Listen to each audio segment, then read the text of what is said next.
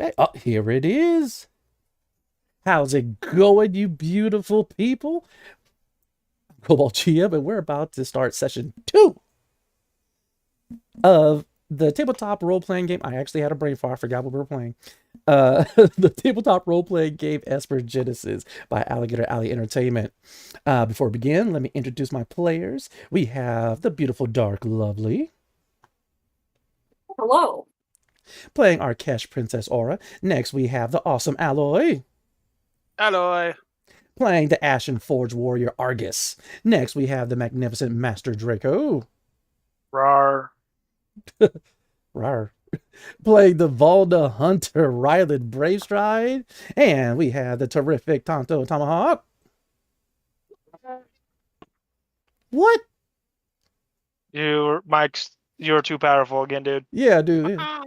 Oh, baka. Yeah.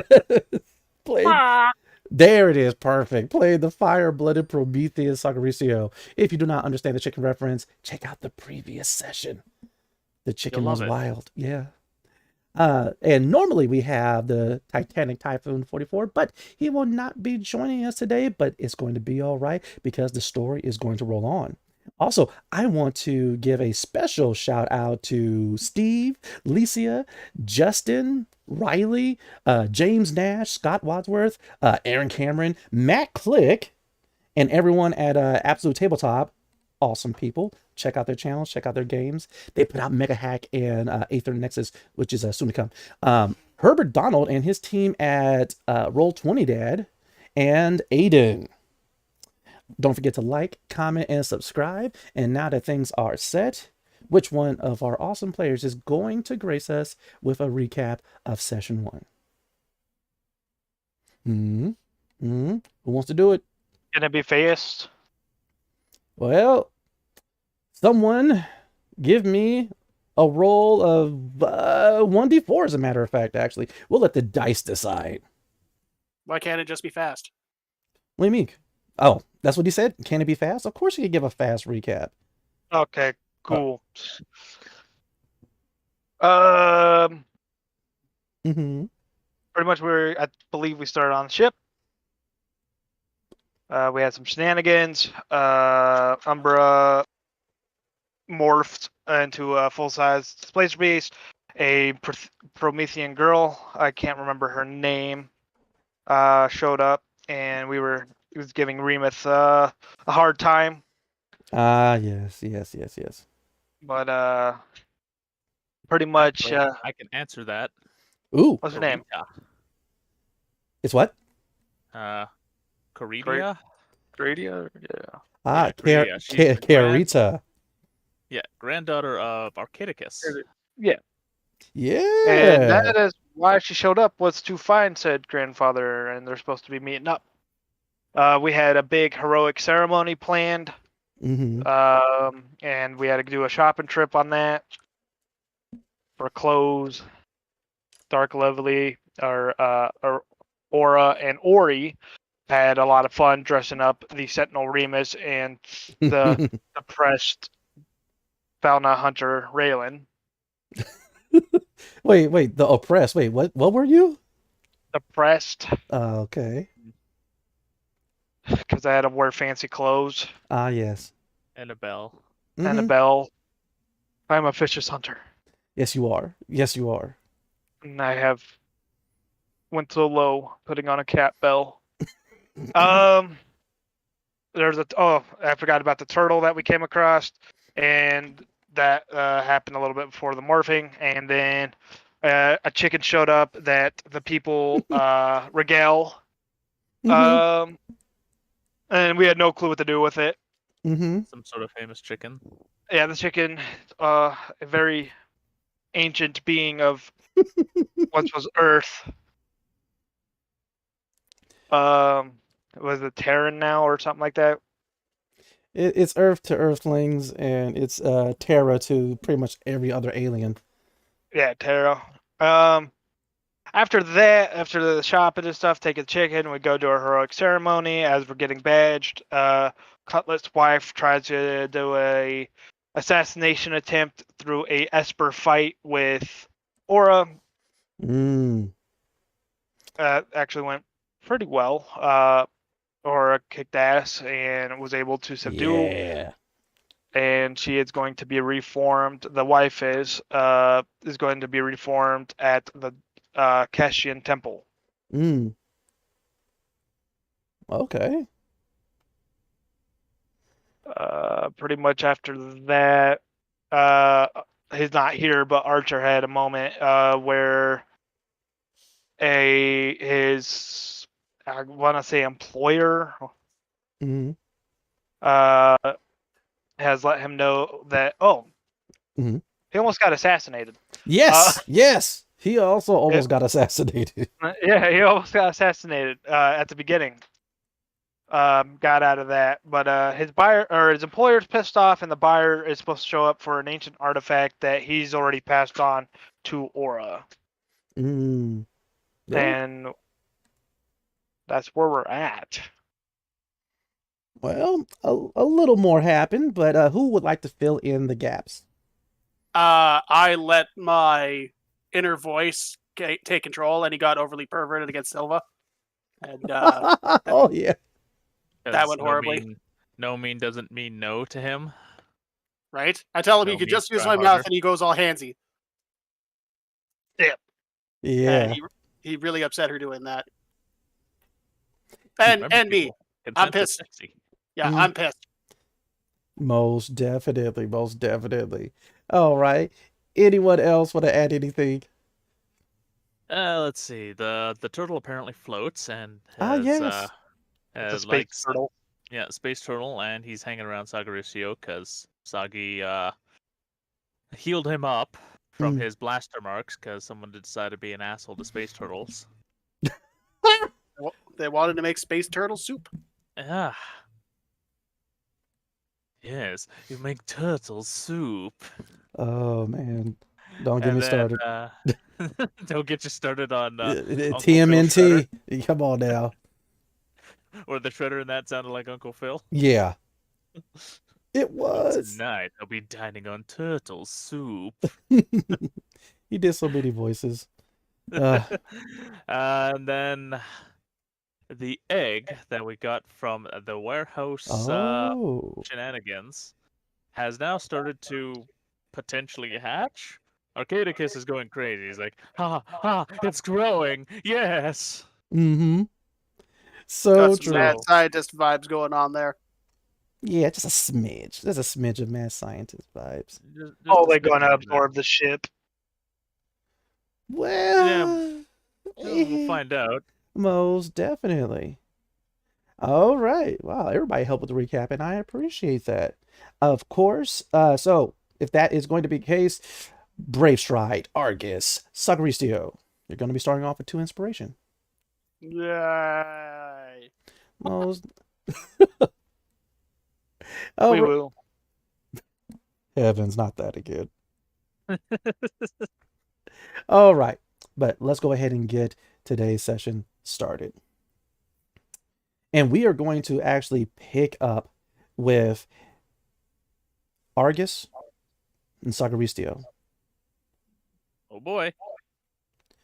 Archer is, of course, coming along with you because Archer and Sagaristio received that comm report about Cynthia's egg, the Void Drake egg. Sagaristio, where had you stored that egg aboard the Astral Horizon? Kitchen. Actually, at first it was in my quarters, but I probably would have moved it a little bit further into engineering after things had gotten settled. Most Just so definitely. Could actually hook it up to some machines to monitor it a little bit better. Just picture the Mm. size of the omelet we could have had. Oh, yeah. Who remembers how big it is? Like a person. There it is. It Definitely. was also fragile.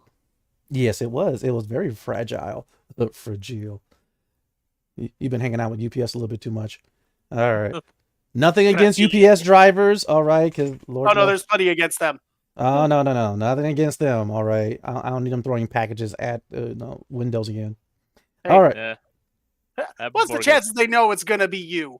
Plus, all your packages are labeled Cobalt GM. Crud. Okay. So Look, Mistake number one. You used your alias. yeah, I gotta clean that up. Make some changes. But yes, Argus, Sagricio, Archer, you guys went ahead and rushed back to the hangar where your space freighter, the Astral Horizon, is currently parked. Yet, waves of energy are coming off of it as soon as you guys enter into the hangar. Now, in case I do need to describe it a little bit, the hangar, of course, is humongous because it is actually able to hold ships. Normally, it is able to hold somewhere between about 4 starfighters or perhaps 3 freighters, but this entire hangar has been dedicated to Kesh royalty. And so far, there are only 2 ships in this hangar. Remus, the Sentinel ship, as well as the Astral Horizon. As soon as you guys come into this huge expanse of hangar, the first ship is the slightly smaller Remus's ship, gold in color, brimming with weapons. But beyond that is the much larger Astral Horizon. And it is the Astral Horizon that currently has these waves of rainbow-esque energy currently emanating from it. If you guys don't mind me taking Archer's roll real quick, he looks at it and goes, "Not good," and rushes towards it. Argus, Sagaristio, what are you two doing? Well, I'm not going to let Archer get too far ahead of us, just Mm. in case. Mo. Likewise. Most definitely. You guys follow suit and sprint all the way to the loading ramp. As soon as you guys get there, there's this really weird sensation that begins to kind of overtake you. Ooh, my And nipple. I do need will saving throws from you, Argus, and from you, Sagaristio. The DC is 8.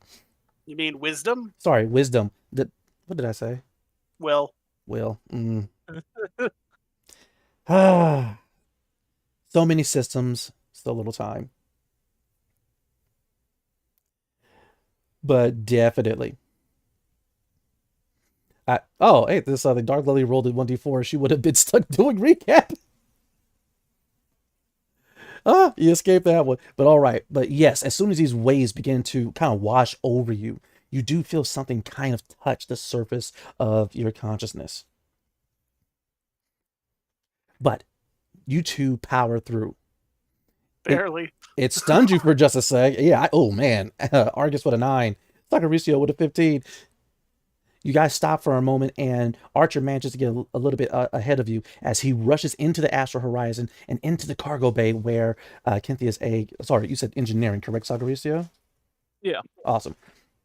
As he's going through the cargo bay to engineering. You guys are a bit of a feet behind him, and once you get there, yes, this egg is now almost touching the ceiling of the engineering compartment of the Astral Horizon. Jane is there. She's already sent the kids away. Karita is there. Arcadicus is there. And Arcadicus is there with his eyes huge and open. He has his arms open as if he's getting ready to hug this egg. And he's like, it's growing. It's growing. And immediately, Karita is like, it's Grandpa, are you serious right now? If this thing continues to grow, it's going to tear open the ship. And Arcadicus is currently not even paying any attention to her whatsoever. You guys are kind of able to infer what he was saying because he only speaks lingo from what Karita said, aside from you, Sagaristio, because you speak lingo. Woot woot. Yeah, well, seeing the egg and where it's grown, doing a nice loud enough whistle to get my constructs that I have around there, numbers 1 through 4, to it's like, all right, we need to get this thing into the cargo bay so it doesn't tear open engineering. Immediately, Articus, he turns to you and he tells you in lingo, you have to be extremely careful. This is a most delicate stage. All right. It won't be long. We never knew the conditions that it would take for it to grow, much less hatch, but I believe both are happening now. You must be careful, Sagaristio. You got steady hands, old man.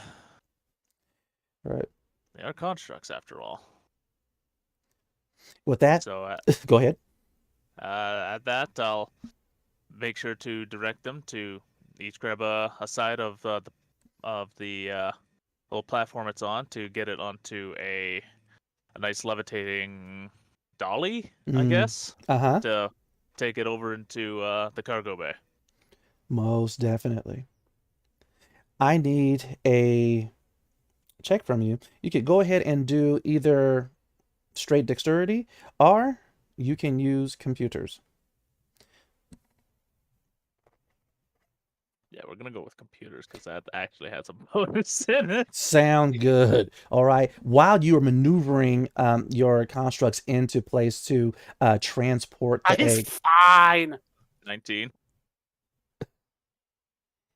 energy begins to arc off almost like electricity, except it's rainbow color, striking the ship and getting ready to strike others. Now I need the two of you to give me a reflex saving throw. You mean dexterity saving throw? Yes. Yes. Hooray, I actually have a bonus in this one. What's the DC? The DC is 10. Thank God it is not coming out as the same speed as lightning. It just has that same appearance. But it arcs out and is striking the floor, it's striking the walls. Neat. Sakaricio with a 13. Yep. Argus with a 19. Quick on my feet. Most definitely. Not only are you able to dodge these beams of rainbow electricity, you're even able to grab Jane and move her out of the way as she was getting ready to get blasted. If you can dodge a wrench, you can dodge a bolt of lightning. Most definitely. And it is great that you did. As the lightning arcs, as the machines come in and grab Cynthia's egg gently and place her upon the hover dolly, getting ready to transition her over to the cargo bay. The energy begins to diminish. The pulsating calms.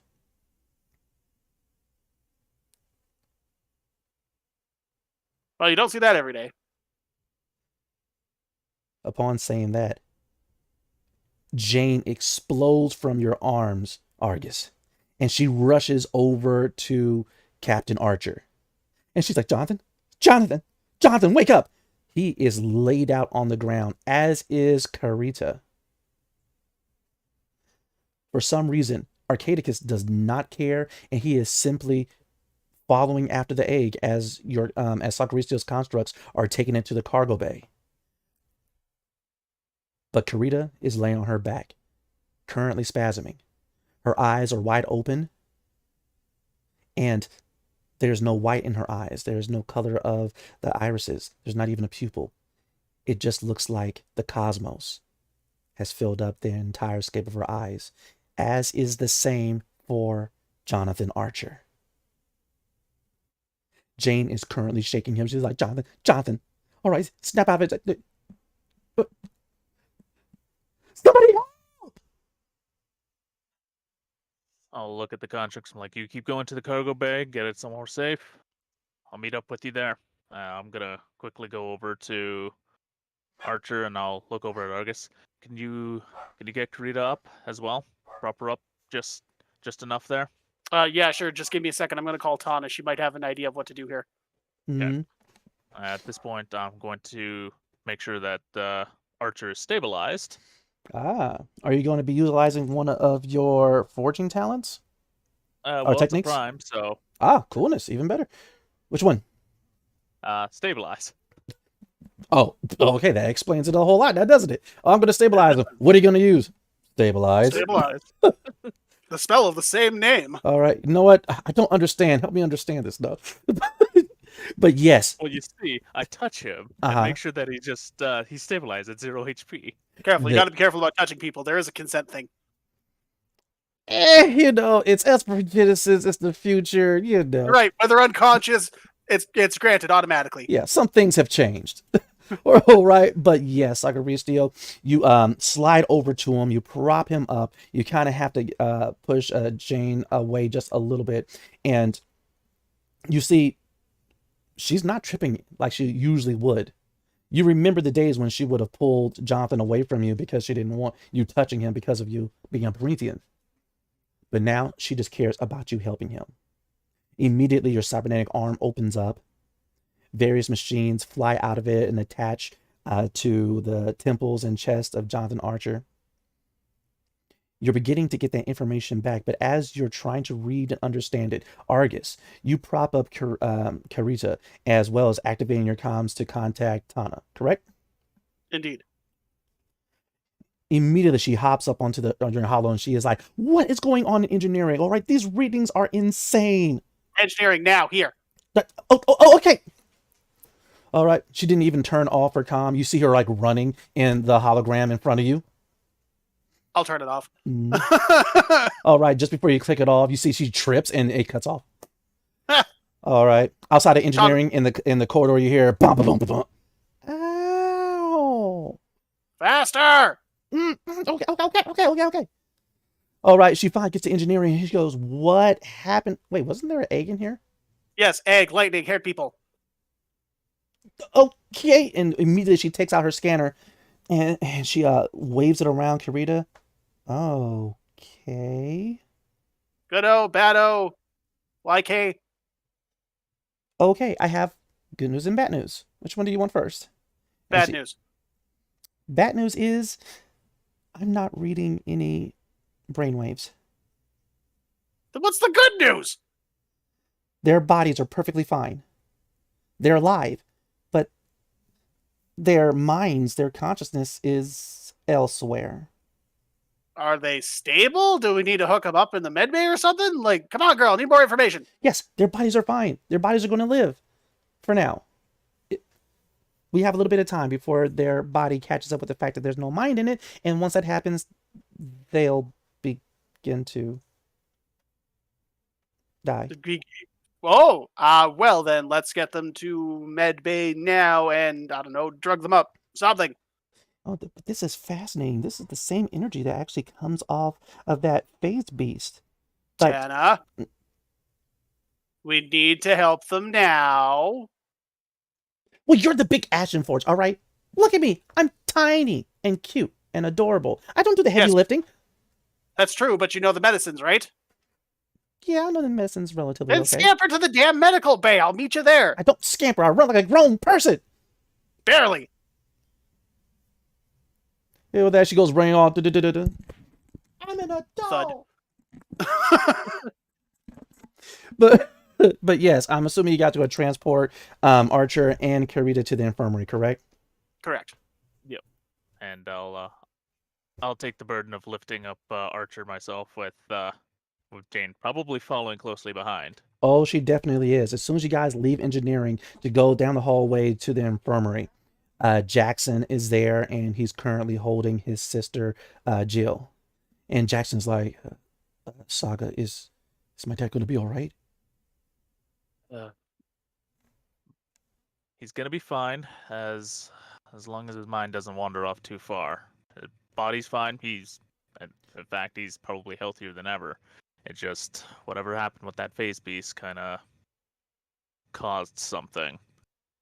So for now, we're gonna have them rest here in the med bay. Oh, right. Wait, what does that mean? And Jane, she is, of course, trying to stop Jackson from asking so many questions, but she's giving you that look like she wants to know what that means as well. I'm in the med bay, and I'll be able to explain a little bit more. Tana knows more on this than I do. Yeah, well, she goes, yes, I do, because I am short, but an adult and cute and smart. And she's like running down the list as she is typing on her device. But with that, you guys, you guys go to the infirmary, place Archer and Karita upon the tables, begin to attach the various devices and monitoring their vitals. Their vitals are strong for now. Their bodies are perfectly preserved. But seeing those flat lines that register their mental activity concerns you. And immediately Tana is looking at her device flash red. She goes, oh, well, that's not good. Just straight, Tana. Oh, sure. Nothing has changed with Captain Archer and Karita. Remember I told you about that energy coming off of the egg? Yes. It's collecting in the center of the hangar. Wait. Well, God damn it. All What are right. we gonna do? What are we gonna do about that goddamn thing? It's gonna take this whole ship out if we're not careful. Well, Let the me get good news onto it. is I'm looking at the dimensions of the egg, and it seems the egg has stopped growing. So that's good because it's going to fit in the cargo bay for right now. Oh, Sakaricio. Hmm. It's cooked your robots. I kind of figured it was gonna do that. That's fine. I can always make more. Oh, that's why. Uh, duh. Listen, the bandwidth is so extreme. Once I'm actually able to adjust the modulation of my sensors, the energy readings is very simple. It's transdimensional and primal elemental. I know almost none of those words. Anyway, with that, she goes ahead and taps her device again, and she puts actually on a table and shoots up a hologram for everyone to see. And she goes, "Now listen, there's so," and she begins like this entire lecture. All right, but as she begins that lecture, she shows an image of the inside of the hangar, and it seems as if a portal is forming in the center of the hangar. But before we get to that, we must go to a completely different portion of the Pel Evaro space station. To a completely different segment, as a matter of fact. Returning back to segment 4. Princess Aura. Brave Stride. Umbra, the Phase Beast. Ori, the friend slash bondservant. And Remus, the Kesh Sentinel. Wait, where's Ballo during all of this? Ballo's supposed to be inside the Astral Horizon. Oh, okay. But the rest of the Kesh, including Brave Stride, the brand of the princess, all of you have arrived at the temple. The temple has been fully restored. They have flags and banners waving in the wind. People have come out and they are currently giving you the triangle symbol of the triumvirate of the belief and philosophy of the Keshian temple. And they have actually started this huge procession with music and singing and streamers and people cheering. And the walkway has been cleared for all of you to enter. I don't know why, but when he said streamers, I just pictured Markiplier being in the crowd. Hello, everybody. I Hello, wish. everybody. My name is Markiplier. Welcome back to Pel Evaro. Oh, right. And that's when we get sued. I'm sure he'd be a good sport about it. Let us hope, and hope he gives us a little bit of money, because Papa needs a new streaming rig. All right. But yes, the priestess, she's not high priestess. The Kesh haven't had a high priestess in forever. There's only been 2 so far, and that's in the beginning. But the priestess of this Keshian temple, she comes out and she stops across the way at the door to the temple, and she raises her hands up and she gives the triangle, and the entire crowd stops and they put up the triangle. Immediately, the Sentinel Remus, he kind of leans over to you, Princess Aura. Princess, you do realize that we are leaving after this, correct?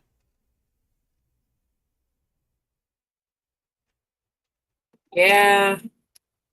That was the deal that you put forth, that you cannot leave Pel Evaro till you have provided your blessing to this specific temple.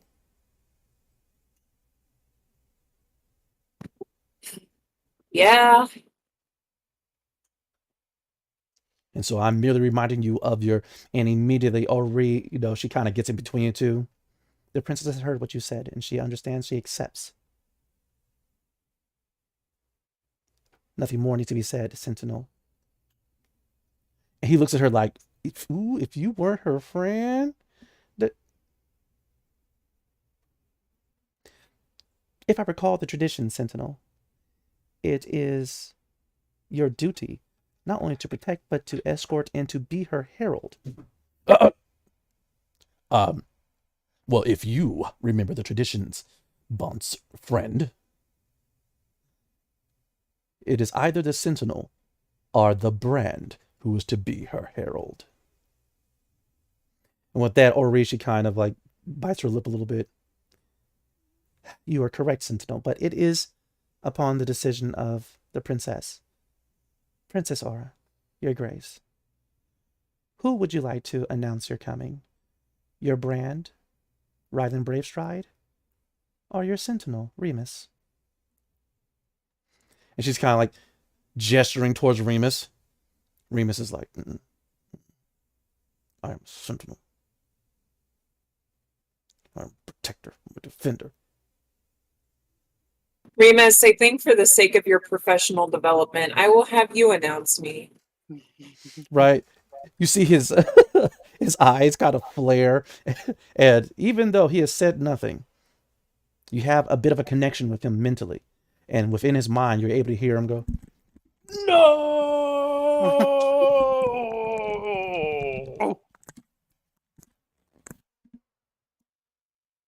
As you commanded, princess. He says out loud. And all of a sudden, the way that he walks away from you, you're not sure, but the both of you kind of see something more. Feel free to roll an insight if you so choose. But with that, he kind of opens and closes his fist a bit. He lifts his chin up high. And he begins marching forward. Dark Lovely, Princess Aura, with an 18 on that insight. He's afraid. He's just a little shy guy. He goes ahead and he marches forward. Immediately, the priestess, everyone. Aura, Princess of the Kesh, our people, shall hereto be announced by her sentinel, Remus. Remus, please address the awaiting people. And with that, the priestess bows and backs up. And now everyone is looking at Remus. It is uncommon for the Kesh to sweat. For their sweat glands are similar to other creatures where they don't really produce sweat from their brow, but from their mouth and from a few other places in their bodies. And so immediately, Remus goes ahead, he swallows hard.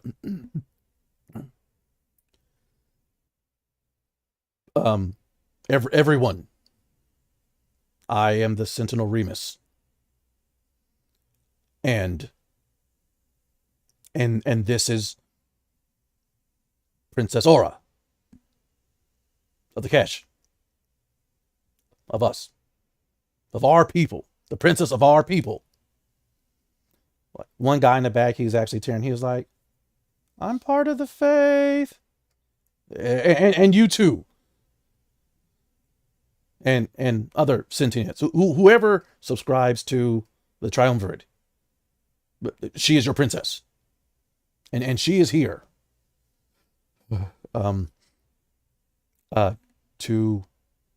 To bless the temple and leave. Clap and hooray. And he starts marching back really quickly back to you, princess. He's like, there, I did it. Good job. You realize the blessing is for the people, not just the temple. I did my duty. You sucked. At least I did it. I didn't see you going over there. Now I didn't get chose. By the way, you forgot to take the bell off.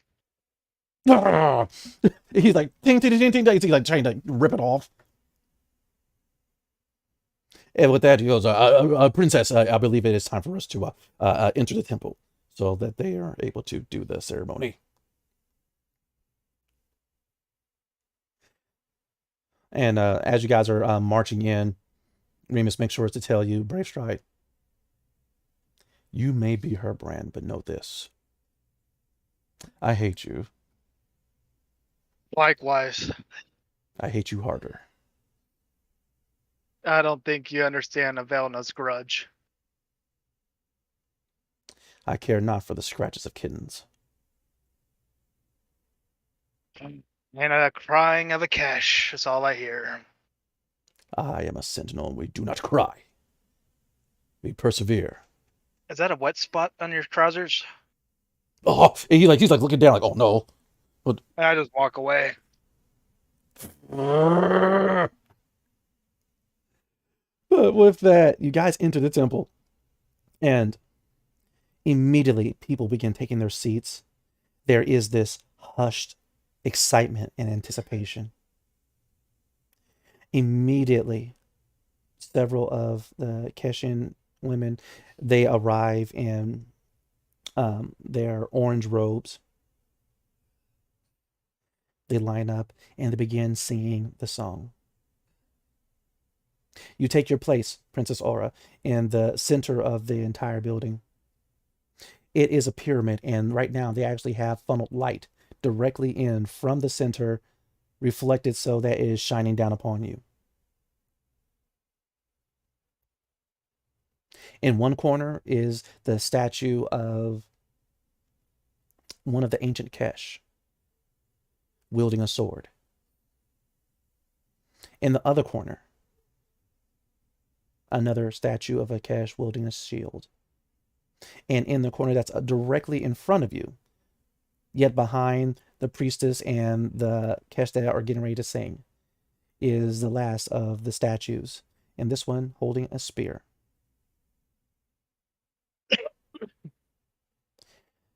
Finally, the priestess, she lifts her arms, everyone gets quiet, and when she drops them, the women begin to sing.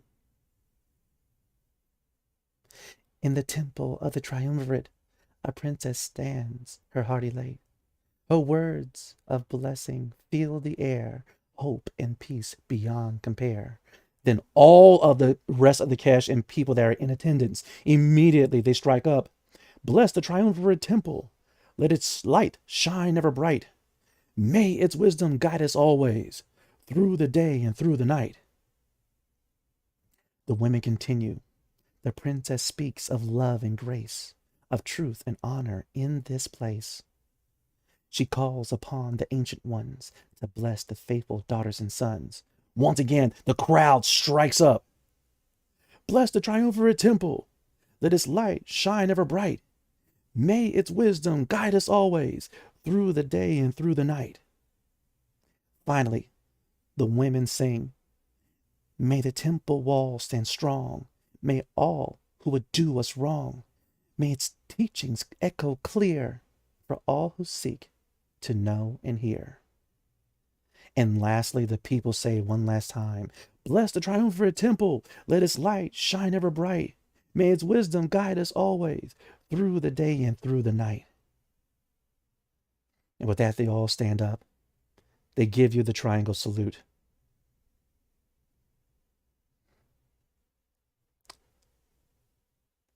And now it is your turn, Princess Aura, to give a few words of encouragement to the people.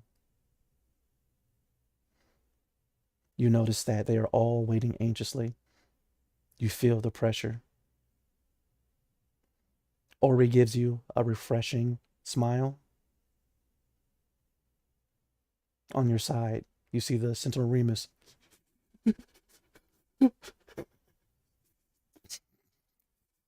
Beautiful.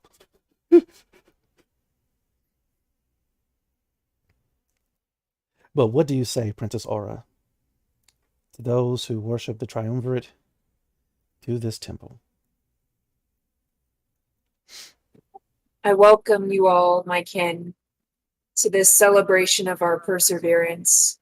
And I thank you all for your resiliency and your faith, as we all endured something that should never have happened and has taken many of us far before it was appropriate. We have all lost so much, and I hope that in our grief and in our resiliency and our determination to rebuild, it will make us a stronger people, closer, and a more tightly knit community as we move forward from this tragedy, now that those responsible have been held accountable, and we can focus on building a better future together. As you say that, shocked expressions are all you see. Aside from Remus, he is still crying and sobbing. Ori is smiling from ear to ear. And there's even a shocked expression on the priestess's face. For some reason, this feeling is kind of coming over you that you did something wrong. But finally, a light hits your eyes. It's coming from the statue that's directly in front of you. But past the singers, past the priestess, behind her, in the corner of the entire temple, one of the tall statues, it's about somewhere between 20, maybe 30 feet tall. The spear that the statue is holding is glowing. And immediately the people all turn to face it. Even the priestess is like, oh, it can't be. Did I do so bad that now the temple's gonna attack me? Shit! That's what you get for social reform. It is funny you say that. For the spear actually begins to vibrate. And it seems as if it is not actually one piece with the statue, that it is its own spear that was placed into the hands of the statue and is currently wiggling harder, causing the statue to almost crack. The people actually begin to slowly panic. And the priestess, her face goes from shock to awe as she just lifts up her hands. The women that were singing, they actually run away. Before finally the spear manages to shake itself loose from the grip of the statue, hover a few feet away from it, spin so that its point is directly, the tip of the spear is pointed directly at you, Aura.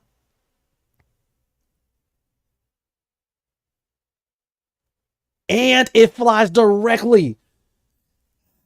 I need you to tell me your response, for it flies directly into your hands. I thought there was going to be a penetration joke involved, but I guess we all missed the point. God damn it! Oh, wow! Okay. Good old low-hanging fruit. I love it. 10 out of 10.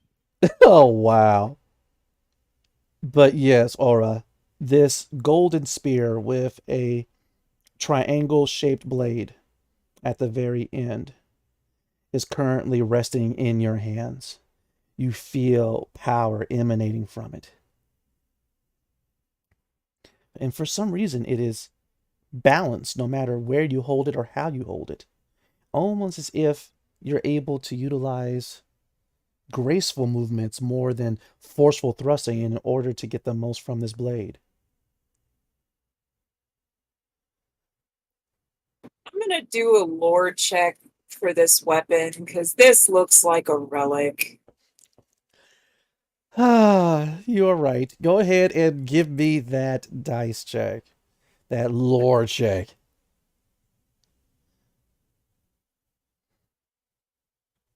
Oh, is that a 20? Yes.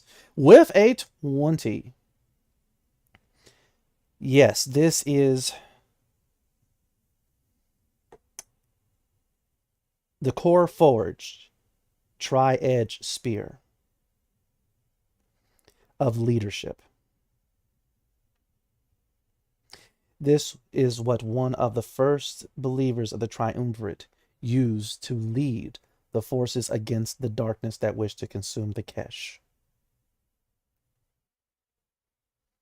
It is said that this leader was also a princess who became the first high priestess of the Triumvirate.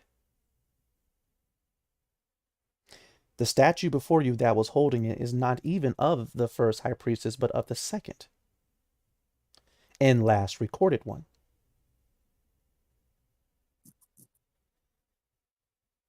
As the people kind of panic and you kind of return to reality, the high priestess has descended from the steps from where she was, and she has fallen at her knees in front of you. Your visage upon me as mine is upon you. For the tri-edged spear of leadership has selected our new high priest. And she puts her head to the ground. Immediately, the rest of the crowd, who's actually, they're trying to like effectively stampede out. It seems as if they're not calmed down, things could get extremely rowdy and violent for some strange reason. Aura, what do you do?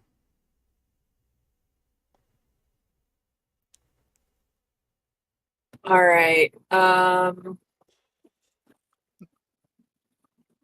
I'm gonna try to use pacify. It says you attempt to suppress strong emotions in a group of people. Each humanoid in a 20-foot radius sphere centered on a point you choose within range must make a charisma saving throw. Mm-hmm. And I'm just gonna target the door. Right. So that way, like, it's the most effective bottleneck. Right. Okay. You feel as if the tri-edged spear of leadership wants to help you in this. Do you utilize its strength? Yeah, but quick question. It's not talking to me, is it? I'm just No. getting some vibes. You're getting vibes. It's not talking to you. Okay, good. I can only use that gag so many times in a single campaign, okay? And at least it's not a pervert. Give it time. But so yeah, do you wish to utilize one of the charges of this triad spear of leadership? Well, the DC for the save was 13. Mm-hmm. So probably not, because it looks like the crowd didn't succeed. Most definitely. And so with that, you go ahead and you bring the peace from within. You steady yourself, you center yourself. And with that, you allow your own Esper energies to let this energy flow out of you towards the door. The people begin to calm. They begin to stop trying to step over and knock other people down in order to get out. And they stop and they turn around and they look at you. And some have even spotted the fact that the priestess is down on knees, her head pressed to the ground. And they all stop and they begin to wonder and get closer. Sentinel Remus, he tells you, Brad, get ready to defend her.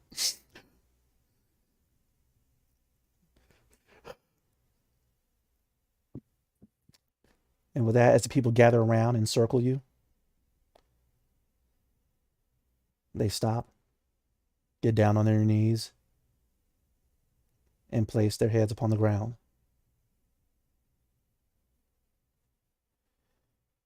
And with that, Ori is like, Your Grace, forgive me, High Priestess.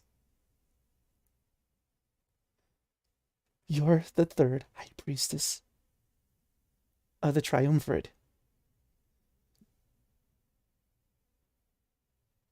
You currently hold a position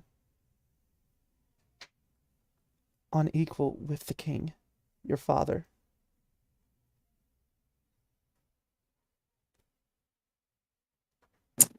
Well, I'm not going to pretend like I'm not pleased about this.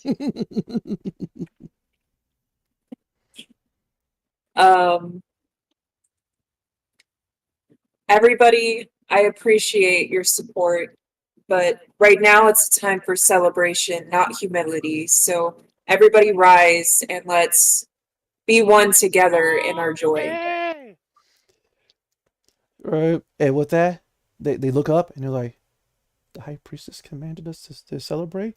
We must do as the High Priestess says. Come on, everyone, strike up the music. Come on, right? Where's the drinks? So I'm doing the bag. Like, I got some Carlaxia now. Yeah. But with that, the singers come back out of hiding. They begin striking up the band. All right, and the people begin to get up and cheer. Aside from outside, a couple people are screaming something about it being a phase beast, and they're running in a different direction. But aside from that, everyone else is partying.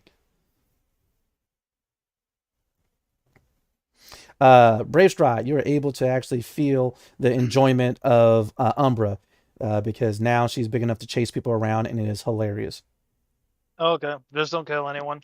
I'm actually gonna look at Remus. What? What What was is your it? job again? I'm protecting the. No, what was your orders? My orders were to return the princess to her father. So, not the high priestess, though, right?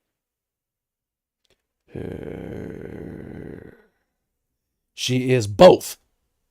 My mission still applies. Yeah, but doesn't that mean she could just tell you to go home and you'd have to listen to her? You have not been thoroughly educated in the ways of the Kesh. You know not of what you speak. Oh, hey, Ori. Yes, Brand. So, question. If the high priestess says go home, Remus, does he have to do that? Sentinel Remus is looking at Ori like, don't you dare. And Ori is looking up at him with that smirk like, oh, I dare. I dare big. And he goes, why? Brand of Brave Stride. But of course, now that she is the high priestess, she is able to send Sentinel Remus back to his master. Oh, this is going to be great. Hey, Remus, can I tell you something? You have spoken enough. I hate you. I hate you more. But you're going to go home. You will not be the Brand for long. Did you just threaten me? Do you wish to challenge me? Now. Let's not make a scene in Send front him of all these home. people. Remus, let's step outside and have a talk. As you decree, princess. And immediately Ori is like, ahem, high priestess.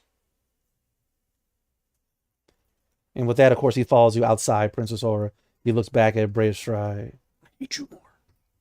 I hate you. I hate you. It's like their version of I love you. I hate you the length of the cosmos. Frenemies. You don't even understand how big that is. That's how big my hatred is for you. You don't even know how big it is. You're dumb. Right. That means it is infinite. And I am not dumb. I am the Sentinel Remus. That's all you're good for. That's all you're good for. And that and going home. All right. I shall leave when I please and when my mission is complete. Go away, bitch boy. You dare! And with that, Ori is just kind of like pushing him out the door. But either way, Comment hit you on your way out. with that, a couple of the cast singers actually get around you, Brave Stride, and they're trying to hold your hand and lead you into dancing, which for some reason it involves going in a very intricate pattern in triangles. It seems a little difficult, especially at the turns, but you think you could do it. No, I'm walking out. Yeah, like, let go of me. Get off me. Get off me. I'm on guard. Right. Cutting back over to the hangar. Argus, Sagaricio. Yo. Yeah. The portal in the middle of the hangar has gotten to the point where it could actually partially encapsulate Remus's vessel. There also appears to be some type of moaning, perhaps a distant roaring, coming from this portal that is slowly growing in the middle of the hangar. What do you two do?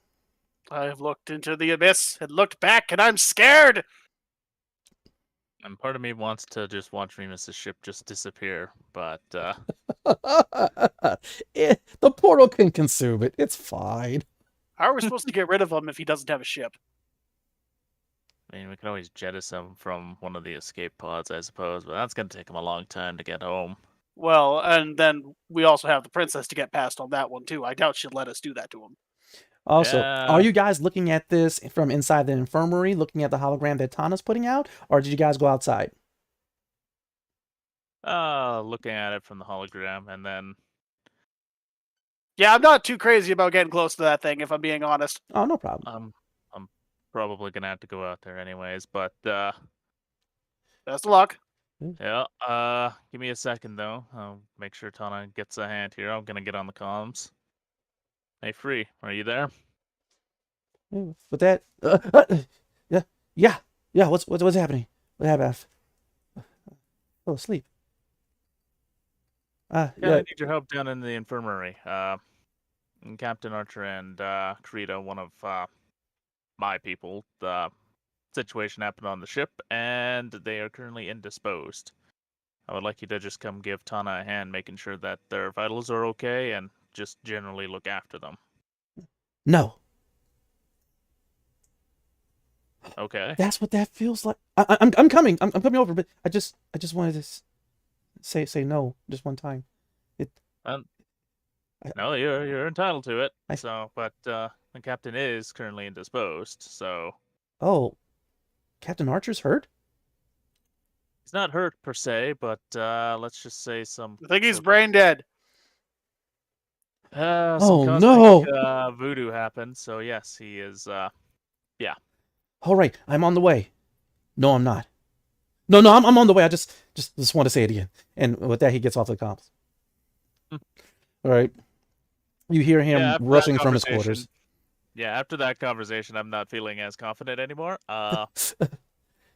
With that, like, So I'm oh, gonna take a minute to use quick construct. okay.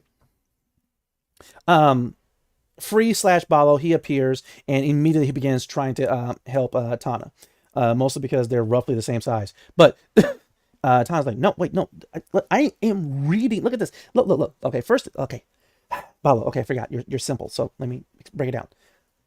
In the portal, a lot of intense light is collecting in a single spot.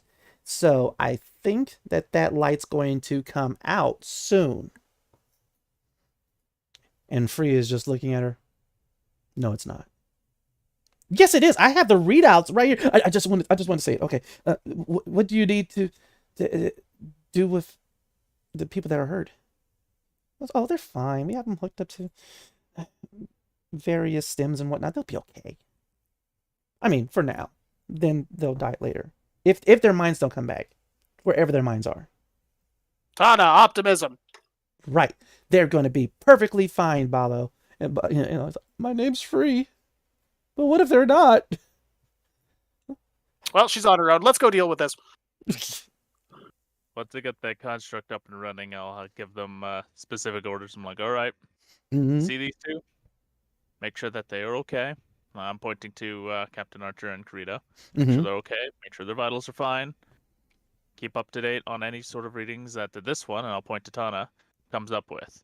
We gotta make sure that their brain activity is still up here, or whenever their brain activity comes back. All right. And so your constructs, So I'm assuming they're your constructs are humanoid and medium size?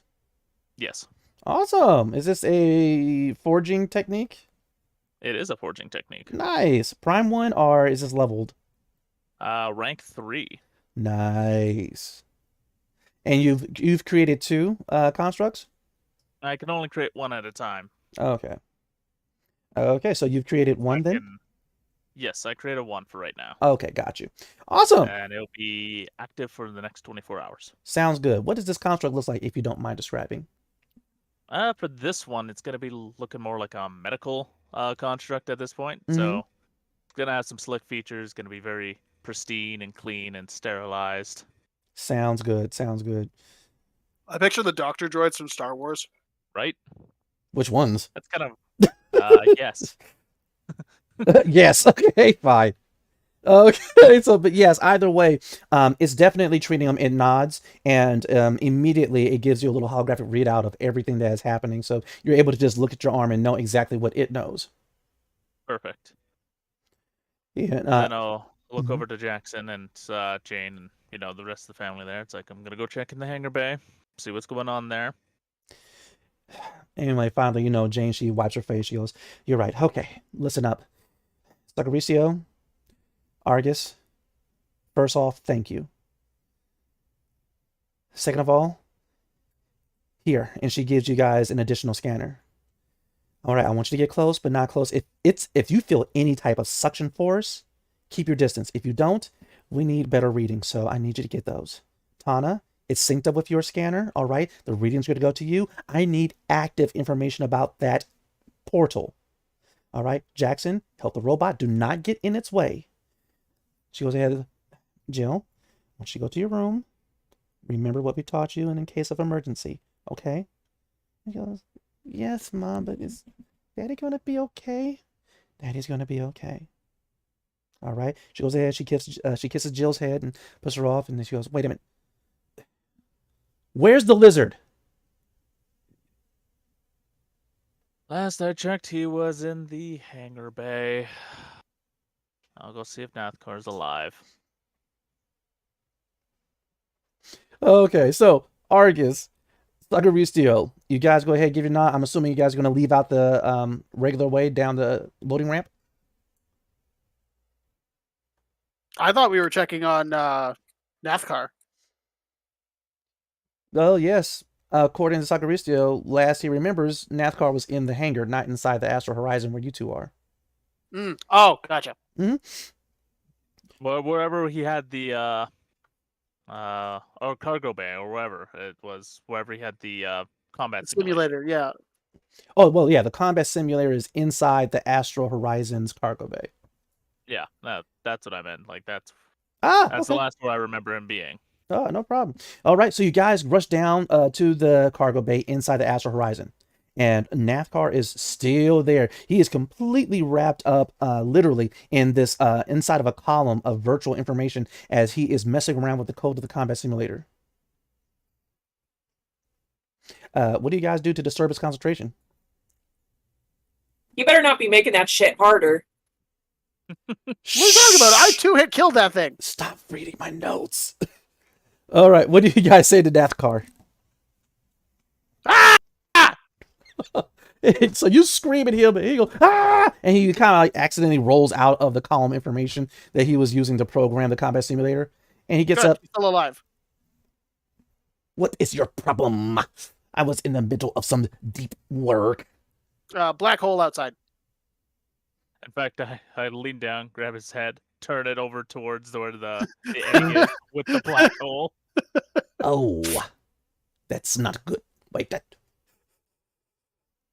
I know that smell. Oh, It wasn't me. No, it is not mammal dungus. It's, it smells like home. Oh, that's not good." What does home smell like? Apparently, it smells like danger. Finally, there is a readout on your gauntlet, Sagaristio. It's a message from, wow, what time? From Tana, and she goes, "Oh, the photonic energy is getting ready to emerge painfully. Watch." And this beam of golden light emerges from the center of the portal. It is about 10 feet in diameter and begins cutting into the hangar itself. It cuts a little bit down, a swath of about 11, maybe 12 feet of smoking metal against the hangar wall before the beam stops. Perhaps we should get that scan done sooner rather than later. I agree.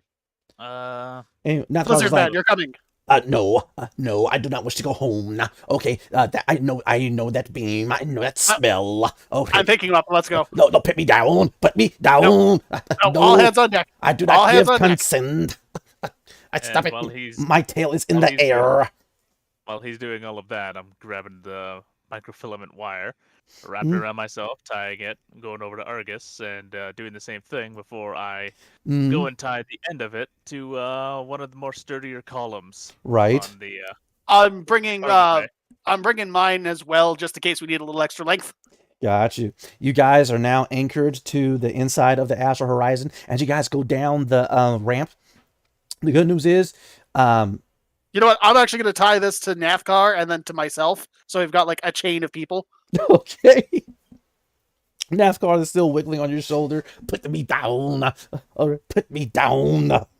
Okay. But if you start floating off, I at least got you tied to me. It's not the gravity we have to worry about. You sure? I am positive. Well, since you're such the expert, here's the scanner. Go get close to it and scan it. No, it's going to get close to us. Well, potato, potato. I at least got you on the leash. Anyway, I do not prefer the term leash. But as that's happening... How about safety tether? That is better.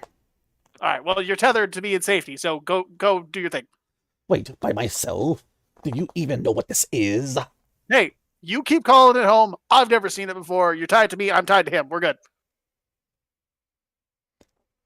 He goes, okay. And he looks terrified. His knees are literally knocking as he is taking the smallest steps with the... I'm assuming you guys gave him the scanner, right? That was my intention, yeah. Gotcha. He's getting closer and closer. So far, the huge open window that... our huge open force field that goes out into space is still intact. There's not wind whipping or anything like that. Just this swirl of energy. It is solid, even though it is completely two-dimensional. If you look at it directly from the side, you almost cannot see the line. But when you look at it straight on or from an angle, it looks like a flat circle, just full of swirling multicolored energy. Finally, Nathkar is getting closer. He's looking at the scanner. Getting closer, looking at the scanner. He's about 10 feet away. Okay, I am getting good readings. Well, that's good. Get them fast and then get back here. Anyway, haha, I was right. It leads to the barrel. And immediately, this hand just comes out of nowhere, engulfs Nathkar, drags him into the portal. He's screaming. No. He's in there and is dragging the rest of you. I need strength checks. Him. The DC of which, oh, that's messed up. Oh, that's good. Don't worry, you guys got a chance. Is 18. Is it a strength check or a strength save? Strength saves, excuse me. If someone doesn't scream no touchy, I will be disappointed in all of you. No touchy! No touchy! No touchy. No touchy. What if that the monofilament cord pulls tight and immediately you guys begin to get dragged? But I see a 22 for Sagaricio and a 17 for Argus as you guys immediately start grabbing onto the cord and to the Astral Horizon. Currently with your hands, and so your feet are kind of in the air as this thing is pulling tight and you guys are feeling the tug. Given those rolls, Sagaricio, what are you doing? I'm yanking back as best as I can. Trying to make sure that we get Nathkar back and all that. Right, and so you got one hand onto the ship, you reach over and you're grabbing the rope and you're like, yeah, I actually need like a Captain America at this point when he was trying to yeah. All right. I assume, Argus, you're going to be helping. Yeah, I'm trying to like pull the cord that I have tied to Nathkar and like doing wraps around my arm trying to get him fucking out of the hole. All right, you guys are working together. Go ahead and give me your strength checks with advantage, please. I wish you guys didn't think of the rope. This would have been a whole lot easier without it. All right. But y'all says smarts. Wait! You got a double nat! What? Oh, yeah. Double nat. Okay, maybe it's just me, but I think this last update they did to average, he's been a lot more generous with these 20s. Oh, Lord. Now I got to make things even harder. Oh, well. And so with that, you guys go ahead and pull with all of your might. Argus, do you want to describe how you pull out a naked Nathkar out of the portal? Naked? No touchy, no touchy. Again, my only set of clothes. like I said, I'm going to continue wrapping it around my arm so that I can like slowly reel him out. Right. And so, like you said, slowly reeling him out, and you see his arms, and then you see his head, and you realize he's not wearing the rest of his normal clothing, and he's like, let go, let go. He's not talking to you, he's talking to whatever's in the portal as he is crawling out.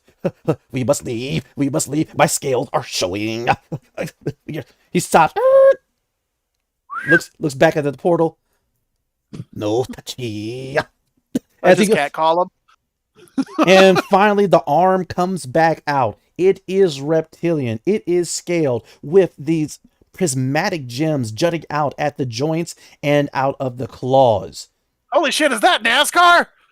He goes, I told you I did not like NASCAR, and this is why. It sticks its head out, looks over, and the portal is effectively touching Remus's ship, and immediately this large reptilian prismatic crystalled dragon-like creature just steps on Remus's ship and steps through its wing and starts tearing it just because it's in the way. It opens up its mouth and immediately shoots out this laser beam that cuts into it.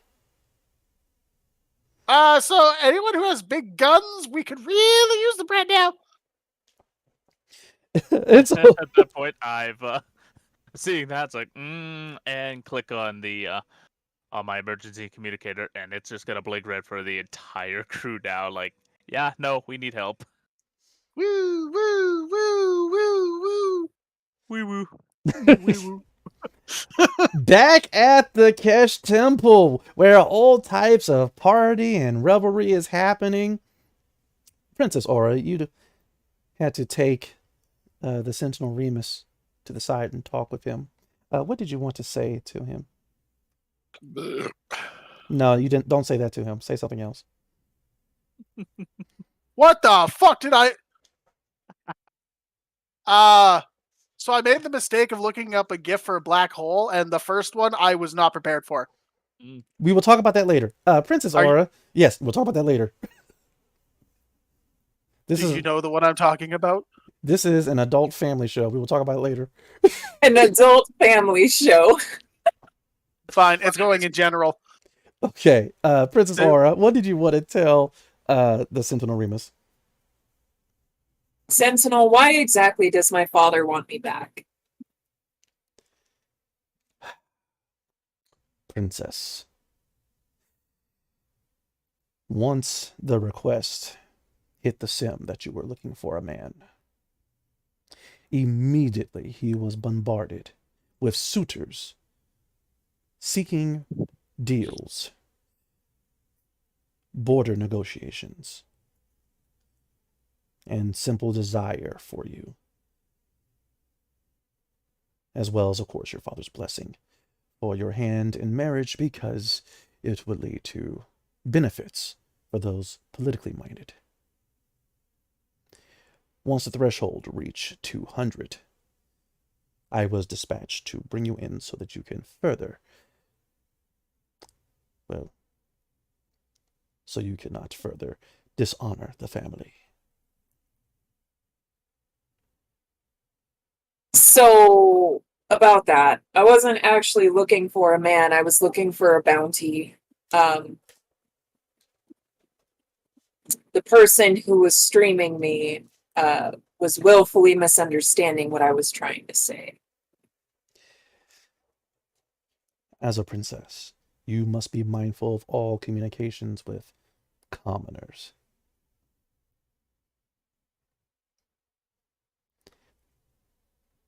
I mean, you're not wrong. But wait, so my father literally just wants me back so that he can control me? Also, he is concerned for your well-being. The Lorendi had attacked this station, of course, and so your life is still in peril, especially due to the rise of Lorendi activity throughout the entire Silrain arc.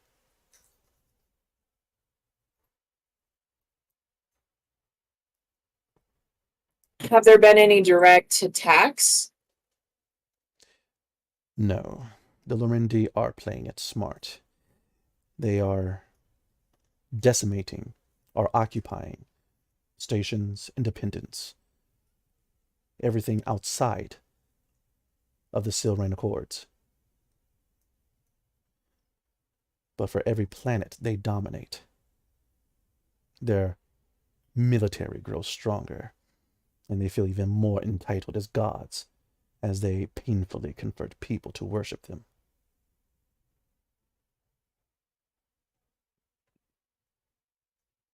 Well, in that case, I suppose it would make more sense to have the newest high priestess out amongst the people than it would be to have me sequestered in the safety of the palace.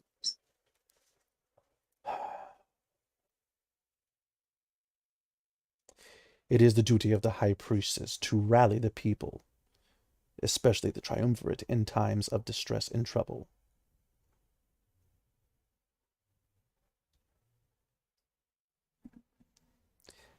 Well, how's this for an idea?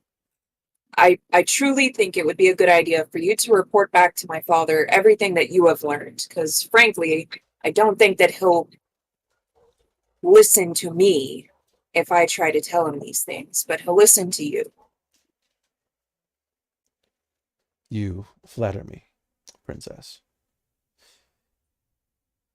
If that is your command as high priestess, I shall abide. But I am not confident that the king would listen to me. You know how your father is.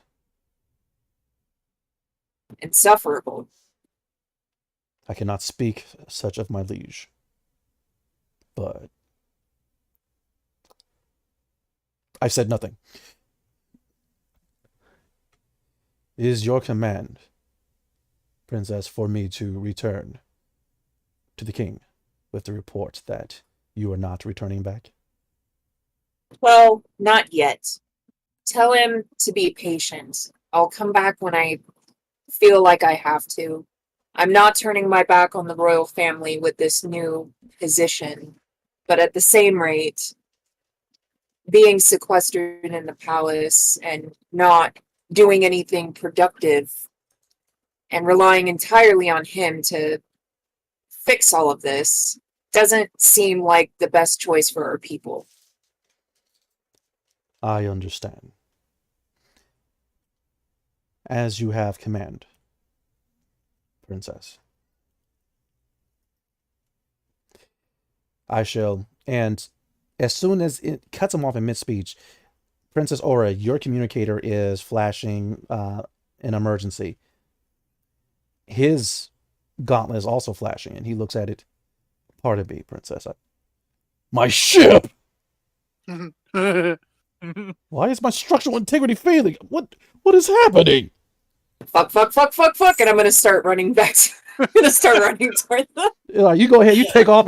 Princess! As the Sentinel starts following after you. Brave Stride, you also get the alert on your comms that there's an emergency happening at the Astral Horizon. Ori, let's go. All right, Ori is like, what's happening? What's going on? It's a problem at the ship. Yeah.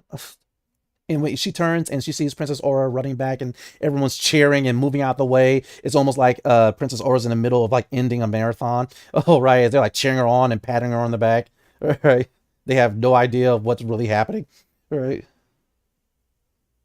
But Princess Aura, you catch up with Brave Stride and Ori. Umbra comes in dragging this person. There's this Kesh girl, a little girl riding on Umbra's back. Oh, good timing. Could you well, we're gonna try something. How time? We all hold hands, and I took the shortcut that Umbra does, and can I take people? Oh with me? no! Right, you see, well, the Sentinel Remus has yet to catch up. He's still pushing through the crowd because the crowd moved for High Priestess Remus, Aura, hurry up! and he's like cutting through the people. Move! Knees to chest. Anyway, Umbra's like, get the creature off me, get the creature off me, get the creature off of me. and she is just like lying on Umbra's back. Kitty. And Umbra's like, get it off, get it off, get it off. You got to take us all back to the ship. It's got sticky hands. Ew. Including Remus. As much as I hate you. And so finally, you know, Remus, he's like almost there, and Umbra goes, shakes off the little girl, spits out the guy that she was dragging, makes it so that her body is touching almost all of you. Remus is actually able to kind of understand what's happening, and he tries to make the jump forward. There's this huge flash of green. Sentinel Remus hits the floor at the temple. Princess Ori, brave stride. You guys appear in the hangar as this massive lizard-like monstrosity is currently pulling itself free of the portal and tearing up Remus's ship. Also, you see, for some reason, a naked NASCAR being dragged to the loading ramp. What's the description on the giant lizard? Giant, lizardy. All right. It effectively, let's see, what would be the best? It roughly, as it's coming out of the portal, almost fully now, it has the body effectively similar to one of those bull mastiffs. Except that, I would say that it could probably use 2 shipping containers as a bed. Okay. So, is this a beast? It is not a beast. Also, its head doesn't look like a bull mastiff. Its head actually looks like a iguana. We found NASCAR. Its scales are a deep green, but it has these juts out of prismatic crystals coming out of like its shoulders, its haunches, its elbows and knees, and stuff like that there. And you see energy swirling around the crystals that are jutting out. Also, the end of its tail, which almost matches the length of its body, also is completely adorned with very sharp prismatic crystal spikes. And one huge tail whip completely obliterates Remus's ship. NASCAR, what did you do? That's NASCAR. We don't like NASCAR. This is why we don't like NASCAR. But why is he after you? She's a bee. And with that, it roars. It lets out another blast that cuts into the roof of the hangar. I think this is one of those things where we run. And before you guys run, we're actually going to take a break. But when we come back, we will definitely get into the nitty-gritty of seeing if you guys survive NASCAR. We will see. Well, the dice appear to be on your sides. You guys had like a double 20 not too long ago. You guys will be fine. You know that luck's gone now, right? Maybe. We shall see when we come back from break.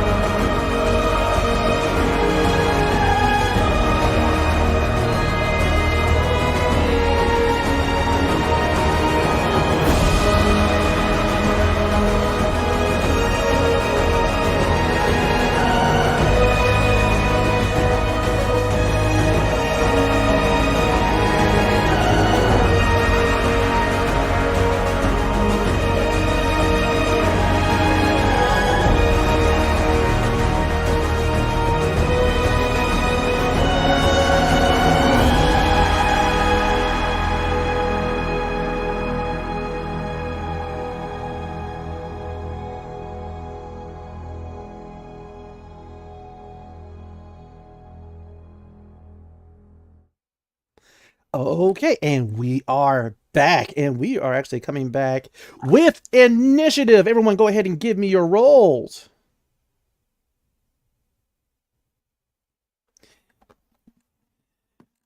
Because Umbra Okay.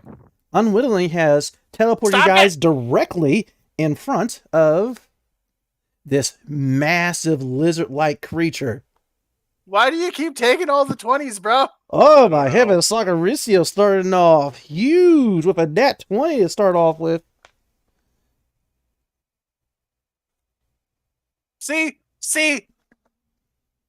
Almost forgot I got a roll. Tee.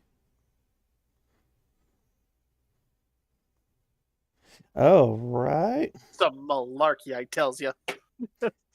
Just a little bit. That's not how a can's supposed to open. It's not. The tab just like snapped off. Okay.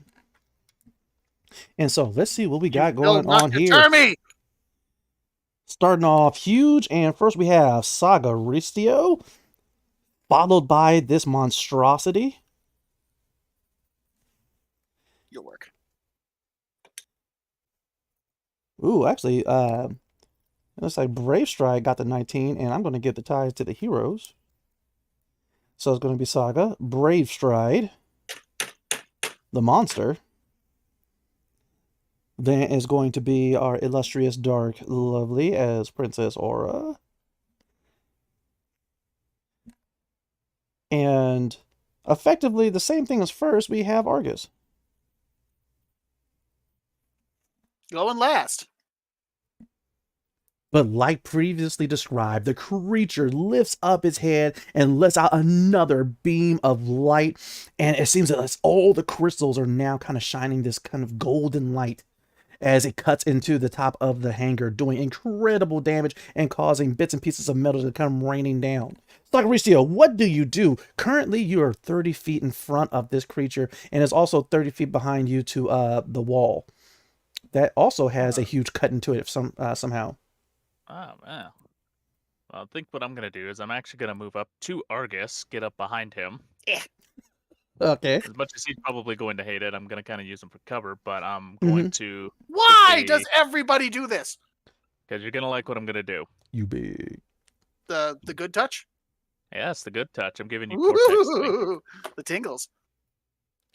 All right. So immediately you spin behind Argus. Your cybernetic arm lights up, and you put your hand on his back, and what happens? So Cortex Link, it's he's gonna feel a little prick at first, but he's immediately gonna feel invigorated and toughened. Just a little prick. So let me get Yeah, this straight. so You you get behind look up. him, he feels a prick, and he feels better? Yes, he does. He's gonna gain a +1 to his AC and his saving throws, Oh. and he's gonna be resistant to all damage. All damage? All damage. damage. And For how As I'm long? Or is it as- concentration? I'd have to double check, but I don't think it's concentration. Okay. I think it just does that. But as I'm drawing out my weapon, I'm going to tell him, like, all right, don't get too far. I'm gonna need you close. It's okay. I've got a gun. Mm. You have at least roughly 60 feet to play with. That's good, because I've got an auto rifle I took from Solomerendia way back. All But right. that will effectively... actually, you know what? I'll use a bonus action. Okay, cool. What is your bonus action? I'll send out my assault drone Of course, To the go. assault drone. to go bonk it in the face. Okay. And what's your assault drone's HP again? Not entirely sure, to be honest. It was never really given to me. No problem. And so, after you go ahead and set up the link with Argus, immediately the other side port of your arm unfolds, and this little drone comes out and unfolds to sprout its wings and its little thrusters and goes flying off over towards this huge creature. All right, and it's attacking, correct? Yes. All right, go ahead, roll to attack for this thing. Apparently, when I wrote down my information for my rifle, I put it as a melee weapon. Well, that's what the butt of the rifle's for. My assault drone's stop resisting is a 17. All right, roll damage. And so immediately it begins buzzing around this creature as its last leg is coming out of the portal. It does a whopping 3. All right. Hey, a 3 is definitely better than nothing, right? Yep. Okay. So it just makes this comical bonk. Stop resisting. Oh, Bonk. it's actually saying stop resisting as it's like crashing into it over and over again. Yep. Cute. Okay. Good stuff, good stuff. Brave stride. Immediately you see Umbra weak in the legs as it exerted everything she had in order to teleport this many people effectively across the station. Even though anyway, she looks about looking for Rima Sentinel. She doesn't see him. She smiles. And she kind of like slowly walks over to a couple of crates, and you see she's somehow like fading from sight as she's going behind the crates. Okay. Cool. I'm gonna actually. Is everyone within 30 feet of me? Not everyone, but Aura, Ori, and Argus, and I'm sorry. Blah, blah, blah, blah, blah, blah. Sorry, Aura and Ori are, yes. Is there a position where I could go to be within 30 feet of everyone? You know what? Yeah. Yeah, as a matter of fact, yeah, you can go ahead, you get right between both groups. There's a group that's in front of the creature, which right now is just Aura and Ori. And then there's the group that's by the Astral Horizon, which is Argus and Sagarisio and the Naked Nathkar. Okay. So first move, you get right there between them. So now they're effectively like 20 feet away from you in both directions, so within 30. Okay, so I'm gonna use Pass Without Trace on everyone. Oh. And what does that do? You create a cloaking field masking you and your companions from detection for the duration. Each creature you choose within 30 feet of you, including you, as myself, has a +10 bonus to dexterity, stealth checks, and can't be tracked except by means of an Esper power. A creature that receives this bonus leaves behind no physical signature, tracks, or other traces of its passage. Nice. What was the bonus? +10. Yeah, to sneak about. If you so have to choose. Yeah. Nice. Good stuff. All right. And did you want to spend your bonus? I'll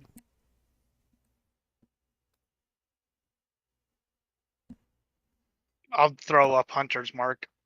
Ah, okay, coolness.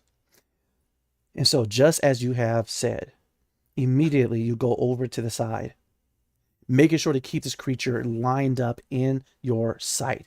But as soon as you look over to the left and you see Princess Aura, now High Priest Aura and Ori, you look over to your right and you see Naked Nathkar, Argus, and Sagarisio. You take a moment and you concentrate, and immediately the Sorium Esper energy flows from you. Light begins to also cause everyone around you, not the creature, of course, to almost fade from sight, to look ethereal, ghost-like.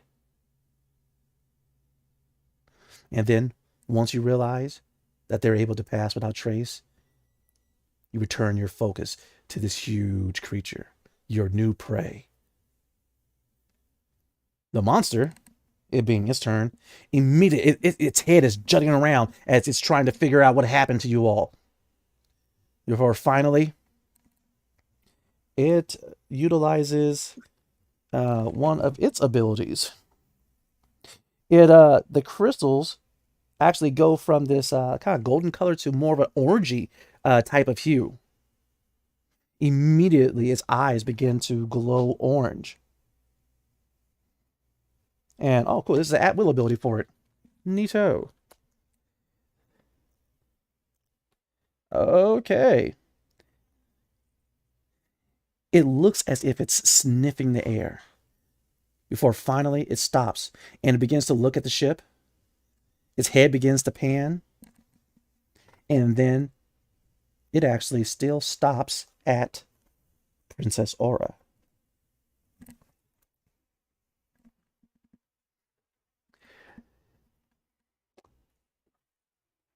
Immediately, its mouth begins to open as it begins charging full of energy.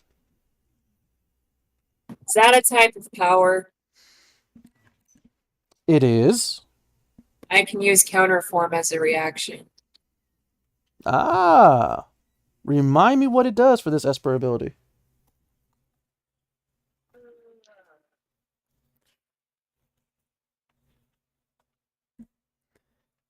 No. Sorry, I'm just looking for it. No problem.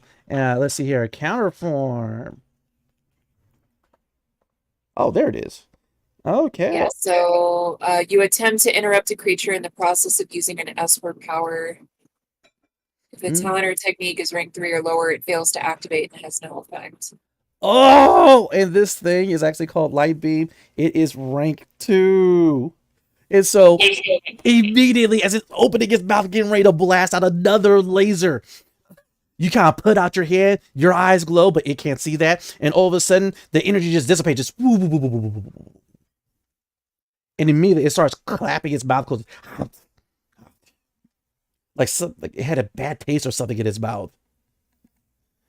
Okay. Nice and well done. And with that, the last thing it can only do is use its move as it actually charges forward, and now it's effectively in front of you, but still not exactly certain where you are, and it's just breathing heavily and sniffing the area.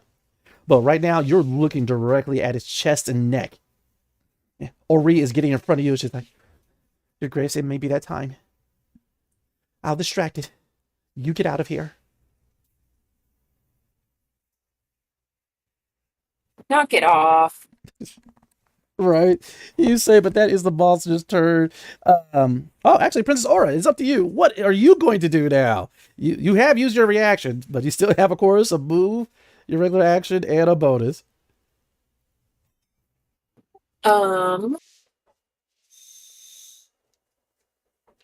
I had it queued up, but then I got distracted by my reaction. 1 second. It is all right. Okay, so I was going to use Synaptic Recoil. Ooh. You unleash a wave of psychic feedback upon one creature of your choice within range. The target must make a wisdom saving throw. On a failed save, it takes 3d6 psychic damage and must immediately use its reaction, if available, to move as far as its speed allows away from you, which hopefully would be back through the portal. Ah. I like that. Get a position. Hopefully I can help with that as well. Okay. It has to make a wisdom saving throw. DC 13, I think. Okay. Sounds good. Your eyes begin to glow once again. The creature was sniffing the air, but then finally it stops and it looks directly at you. This purple energy kind of circles its head before finally it just shakes its head clear of your effects. What is the... Okay, makes a wisdom saving throw. Okay. Mm-hmm. Yeah, so on a successful save, the target takes half as much damage and doesn't have to move away. All right, sounds good. Go ahead, roll damage, and let me know what the half of that is. All right. How far away from the portal is it, out of curiosity? Pardon me? How far from the portal is it? It's currently 30 feet away from the portal. Excellent. All right. But it still manages to take another 8 points of damage. All right, there you go. Aura doing some things, but so far, to my knowledge, that's just your standard action. You still got to move in a bonus. I'll move behind cover, and then that'll be it. Well, Ori kind of provides the cover. I don't want to use Ori as cover. It makes me feel guilty. Look, Why does nobody else feel like this? I don't know. Maybe because I gave you a bonus AC and resist to all damage. Fine. All right. But you don't want me getting close either. So, no, I just need you to not move beyond 60 feet. So, Princess Aura, you can move further away from the group and the monster, and also out of the range of the pass without trace, to get to cover where Umbra currently is, because there are various containers and whatnot in the hangar, and that's where she went to. Or you can not really get cover unless you want to use Brave Stride as cover. He is within range if you want to rush and get behind him. Hey, Brave Strike, can I use you for cover?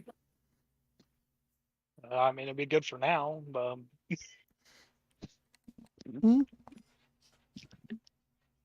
You know, I'm just gonna go join Umbra. Me and Umbra are gonna go chill. Okay, and so you go ahead and you rush over towards the containers. Ori is, of course, coming along with you, and she's like, Your Grace, it doesn't matter what happens to me, but remember that spear will protect you. Oh shit, that's right, I got a spear.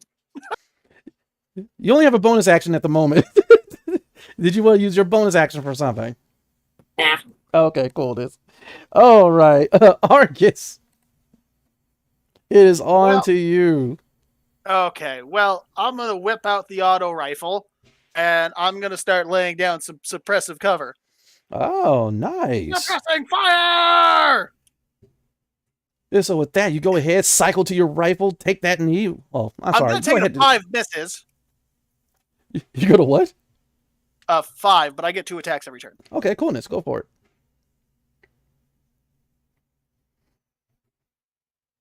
You know what? I'm going to use an inspiration on this because this is bullshit.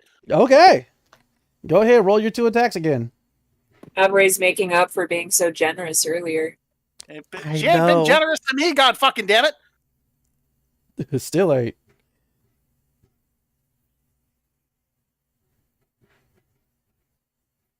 Nat 20. Oh, there's the crit. I knew it was coming. I felt it coming.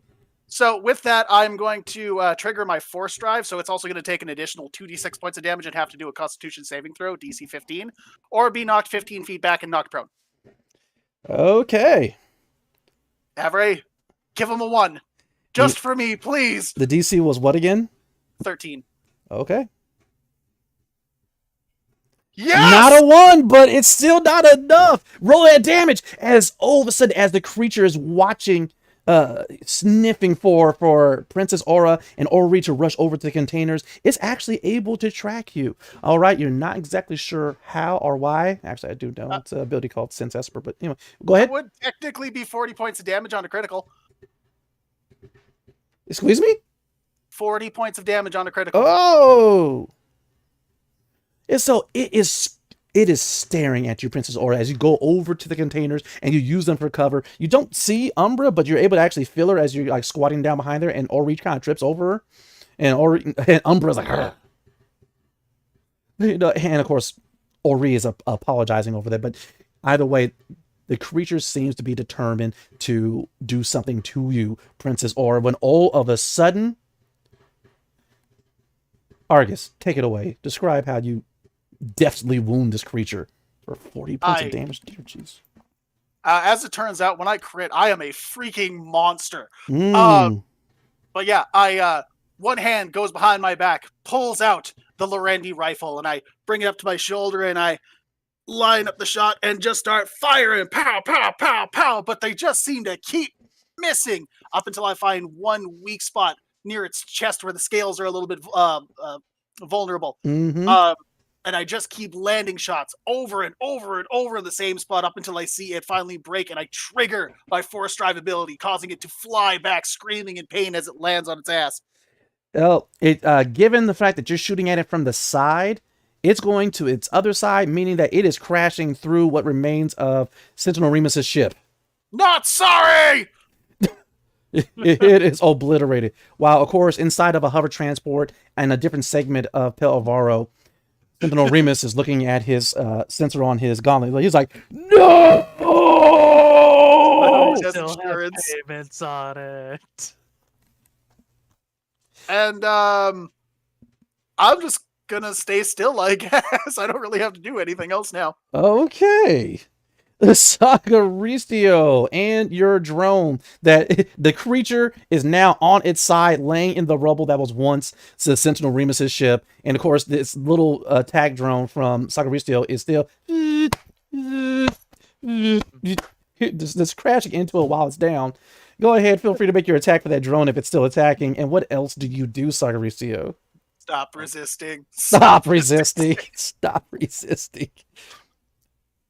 It's attacking this creature while it's down. Shame on you. He's got a weapon. As it plants a gun on him. Is It's a it? large light gun he just throws next to it. Oh, I'm sorry. One last thing before you do that. With that crit and that hit, that orange energy disperses from the Batera. I mean, from the creature temporarily. I wasn't supposed to reveal what it was. Oh well.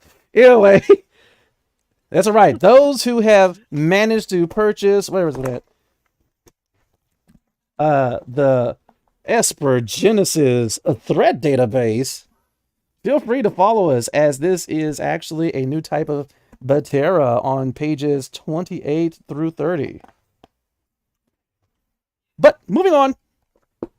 Yes, this orange energy dissipates from its crystals, and so far the crystals stop glowing while it is on its side and currently roaring in pain because of a very critty Argus.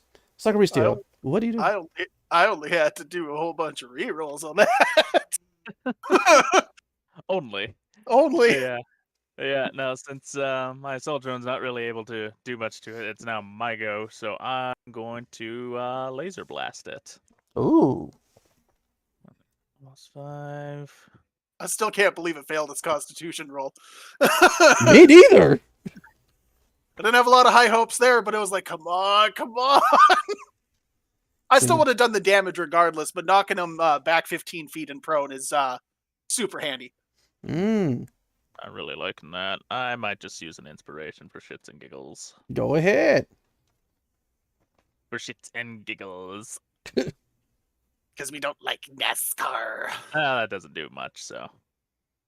That's okay. You got another one? I only get one attack. What I'm gonna do? No, he meant you have another inspiration. This is I true. do have another inspiration, but what I'm gonna do is I'm gonna use my rig expansion for targeting scanner. Oh.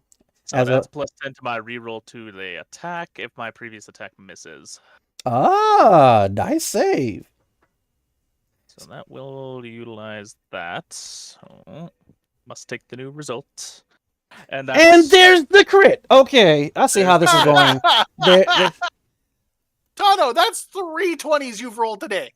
4. 4?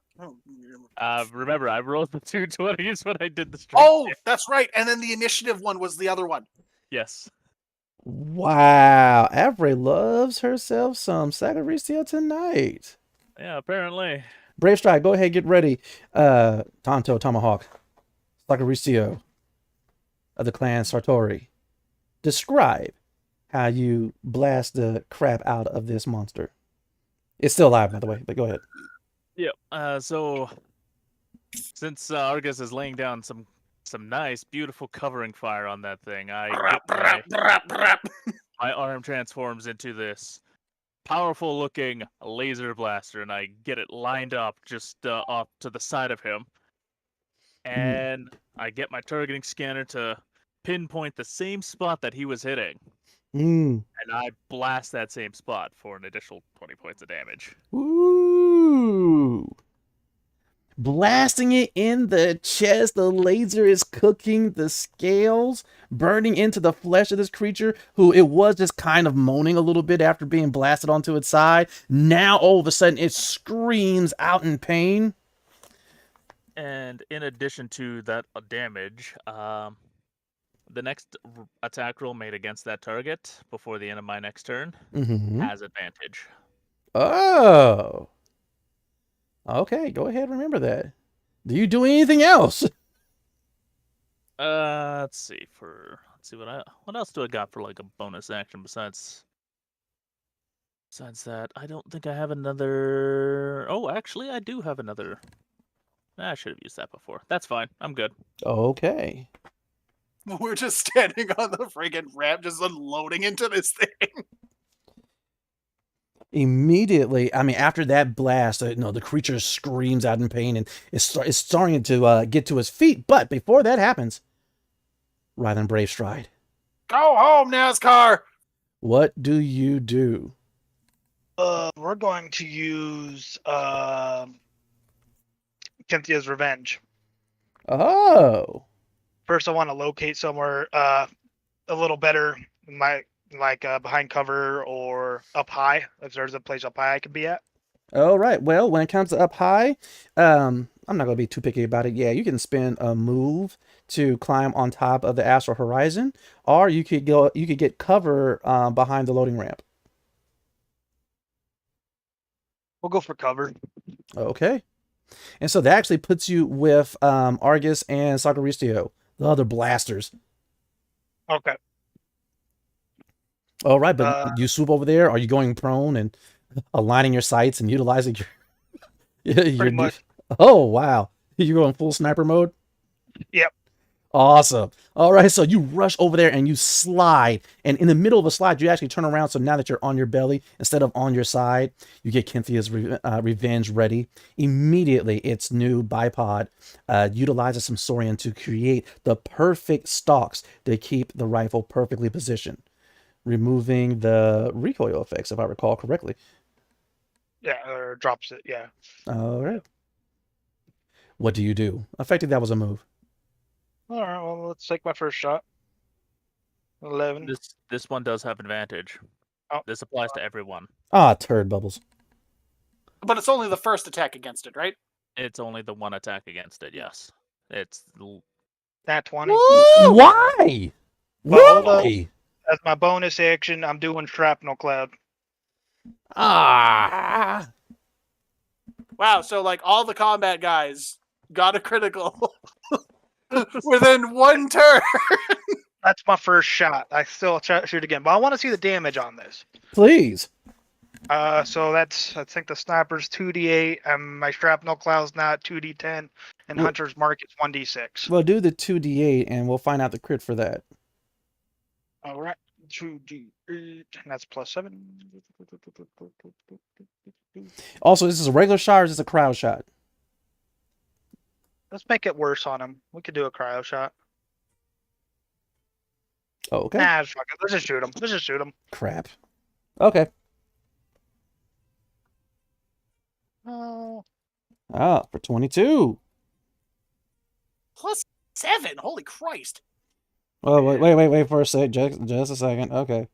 Well, okay. We got to double check the math for Avery nowadays. But say everything seems perfect now. Okay. And so immediately, boom, and I mean, the dust and little debris that was around you just immediately scatters. Draco, what's your ability modifier on your dexterity? 4. Do you have any Oh, enchantment? yeah, I added 7, not +4. My bad. Yeah, So it would be. It's done. Well, go ahead. It would. Yeah. It would be 8. It'll be 8? Okay. So 16. Oh. Okay.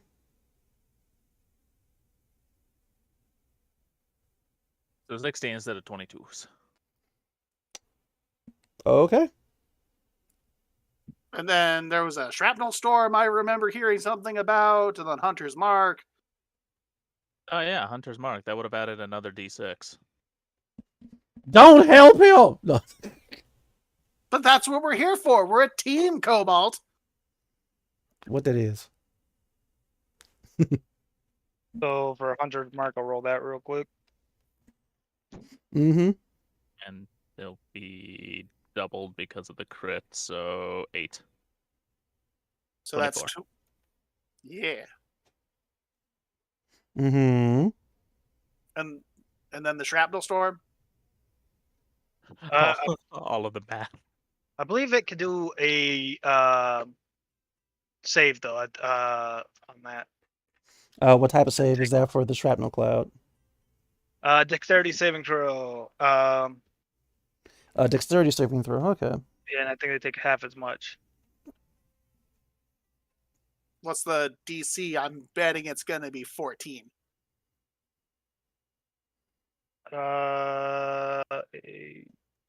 Mm. 13? 13? Okay, 13 it is. Let's see. Does it make it? It does Nope. not make it! All right, now it's 2d10. Yes, now give me the damage for the Shadow Crowd. As first we have Argus with his auto rifle. Then here comes Sagaristio with the huge laser cannon from the hand. And then all of a sudden, with Cynthia's Revenge, the ridiculously long sniper rifle. And there's this explosion along with what appears to be glitter. But you all know that is not glitter. Angry glitter. It is angry glitter as this shrapnel begins cutting into the scales of this monstrosity for how much damage? An additional 9 points. Okay. 33 altogether? 33, yeah.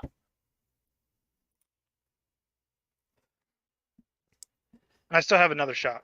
Yes, you do. Pew pew. Mmm. This one will unfortunately not have advantage, but hey, He can still get lucky. exactly. Avray, stop. Just stop, Avray. Don't listen to him. And so with that, you go ahead and pull the slide back. The Sorium created round ejects.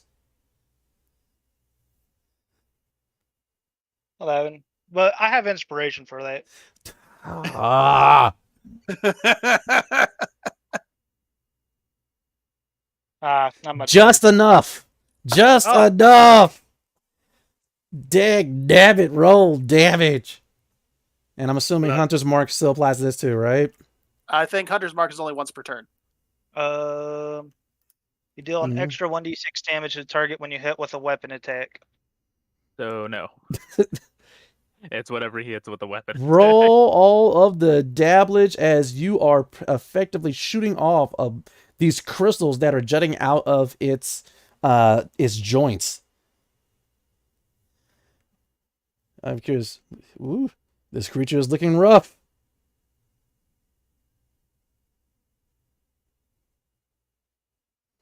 Okay. Another 13 off. Good stuff. Heavens. You guys lit this monstrosity up. Well, that's your move and your attack. Do you have some bonus action wait, did you use a bonus action already? Yeah, it's a shrapnel. That's a shrapnel cloud. Got you. Okay, so that is your turn. Oh, he does actually have a limit on how many times he can use it. It's a number of time equal to his wisdom modifier. Oh, okay. Yeah, that's Yeah, used so it's for- not unlimited, but he can use it multiple times in one round. Okay. Good to know. Good to know. So with that, the creature shambles to its feet. It moans in fatigue, and it was for just a brief moment looking over to where Princess Aura and Ori are. But it turns its full attention towards the astral horizon. Go home, NASCAR! It lets out another roar before the crystals all begin to glow red. Flames erupt from its mouth.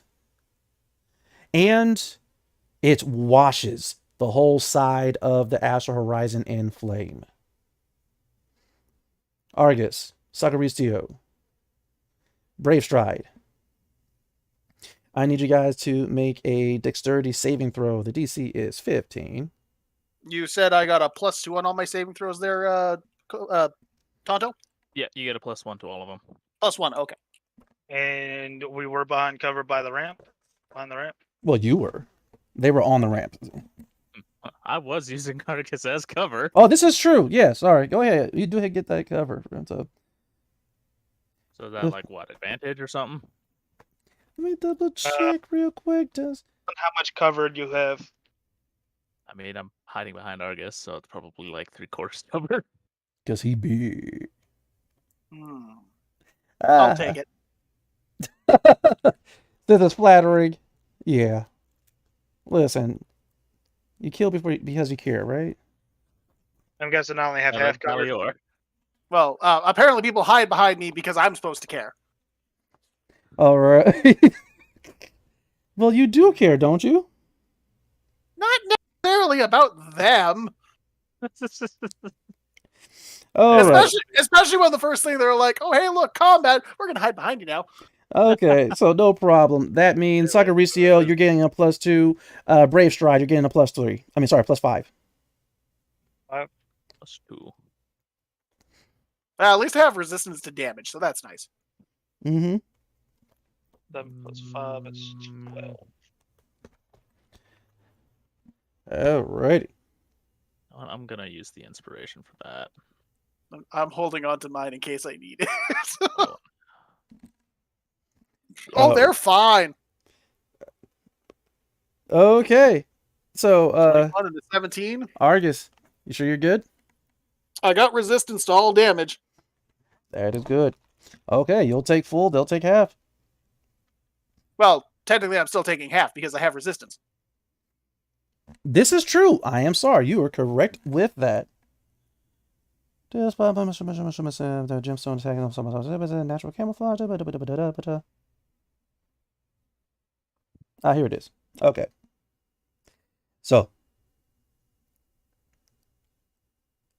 as the flames wash over the astral horizon and its defenders, the GM slowly has to correct his typing because for some reason he's horrible with it. While slowly building up anticipation for the result of the roll. The flames wash over you, Argus. They wrap around and even touch Sacaricio. They flow over the ramp and on to Brave Stride. Okay. 10 all around, effectively. 10? Okay. I'm cool with 10. I'm cool with 10. Yep. But I'm gonna be taking 20. Why? Cortex Link. I take the damage that you also receive. That's the double-edged sword with it. Well, I should have tried to spend... You know what? You'll be fine. It's all right. It's only the first time we're taking damage in combat. We'll be fine. We've been kicking the shit out of this dude. It's able to make 2 attacks thanks to multi-attack, so I need those dexterity saves again. He doesn't have a recharge or anything on that? No. This is actually a basic action.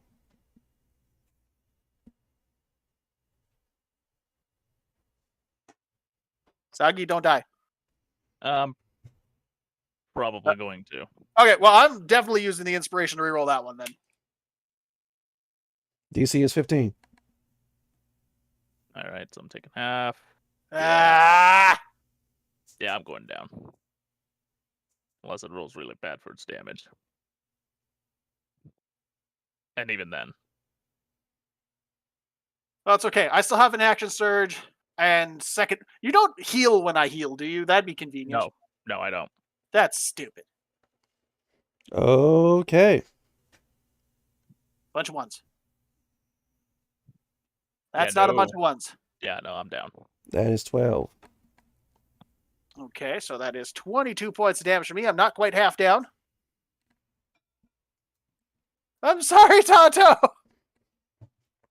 I tried! Try harder. Well, I'm still alive, so I can do something. Well, that leaves me with 25 hit points left.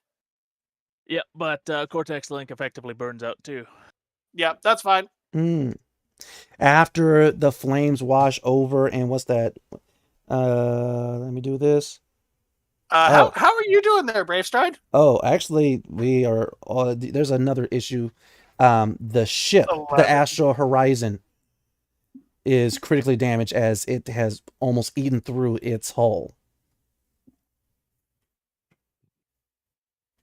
He's trying to kill us. That's nothing new. With that, the creature goes ahead and it takes its move to start charging towards the Astral Horizon. Sir? Yes. It would have had to stand up first. Yes, and that's only half its movement.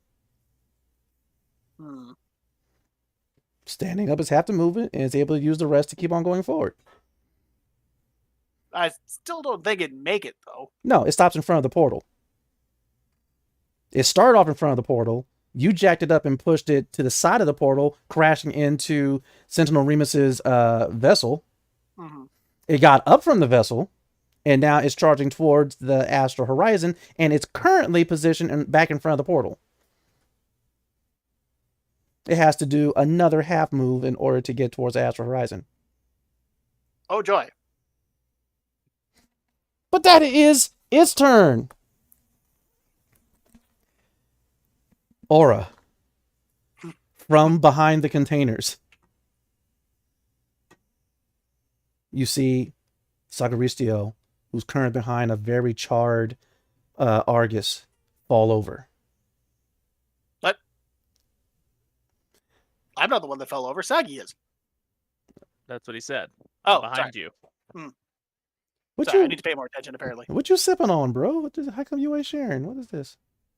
You're too far away. That's true. Okay, but as Sagaristio falls over, as you see the effects of the flames slightly diminishing the resolve of Argus and your brand, Brave Stride. His once lustrous, bright white albino fur now has charred highlights. What do you do?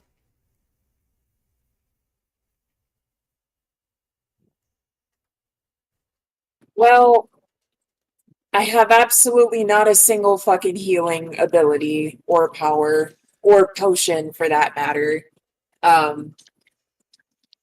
So effectively the only options I have are kill it with my mind. So before you make that choice, let me tell you this.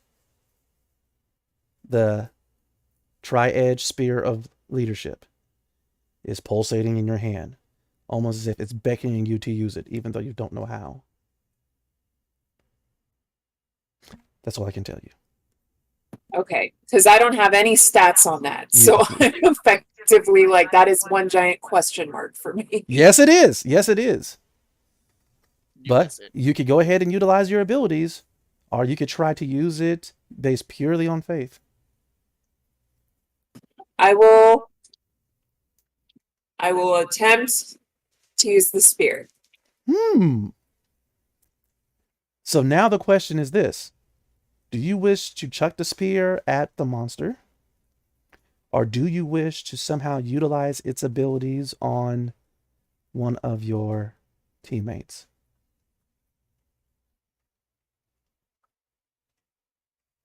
Do the vibes tell me it's a healing ability? Please roll your insight. Rolling insight on vibes. Yes. From the spear. Yes. How far we've come. Yep. Hey, at least you're getting more vibes than I do out of my pervert stack. Hey, you're not using it, so. Gotta see if the spear passes the vibe check. Wait, so you said insight, right? Yes. Did it pass the vibe check? The 21. Okay, fine. All right. So you do have the option as you're sitting here, you're looking at the spear, you're concentrating, you close your eyes, and you are effectively, spiritually listening to it. Yes, you can either throw it, and it will do 2d8.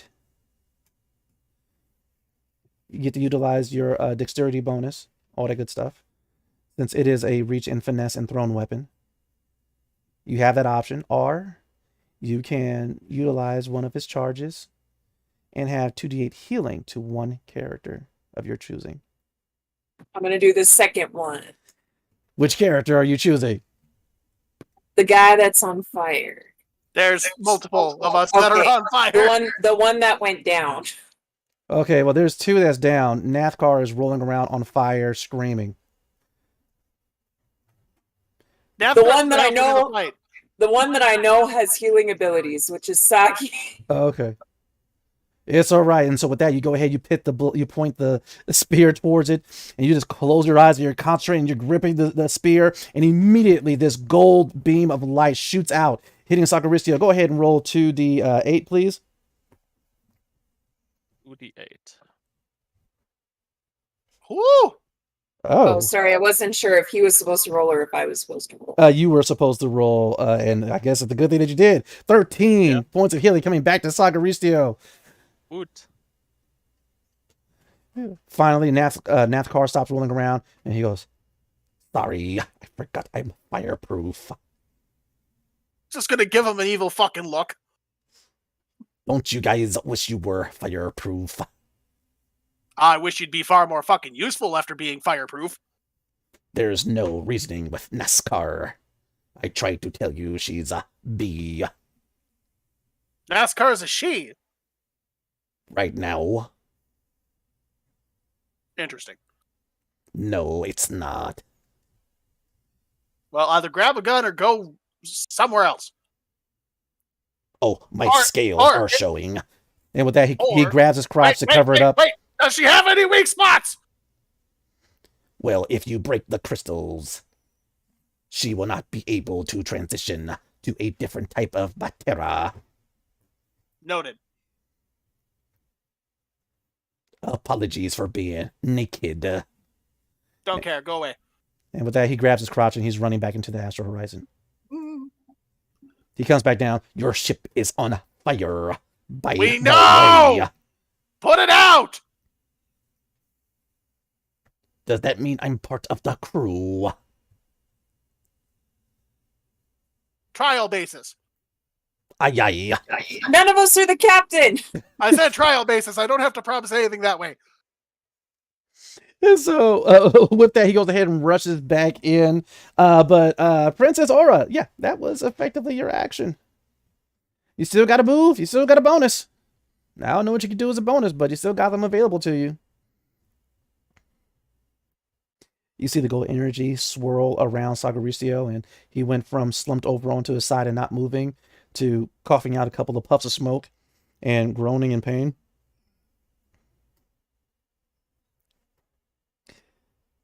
That's all I got. All right, that's all you got. Argus!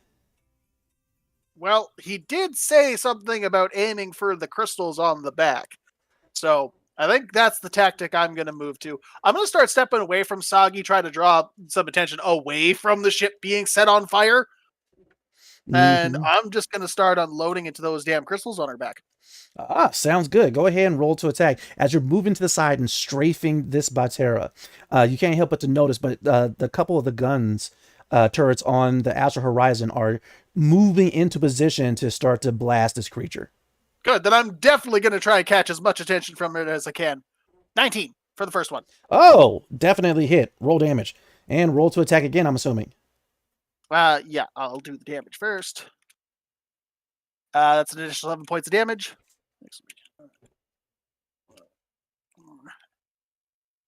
Second attack is an 11. I'm going to burn my action surge to give me 2 more attacks. Oh, no. Okay. Also, pardon me, guys, for just a moment. I gotta take care of something real quick. I apologize for this, but let's go to break for just a moment.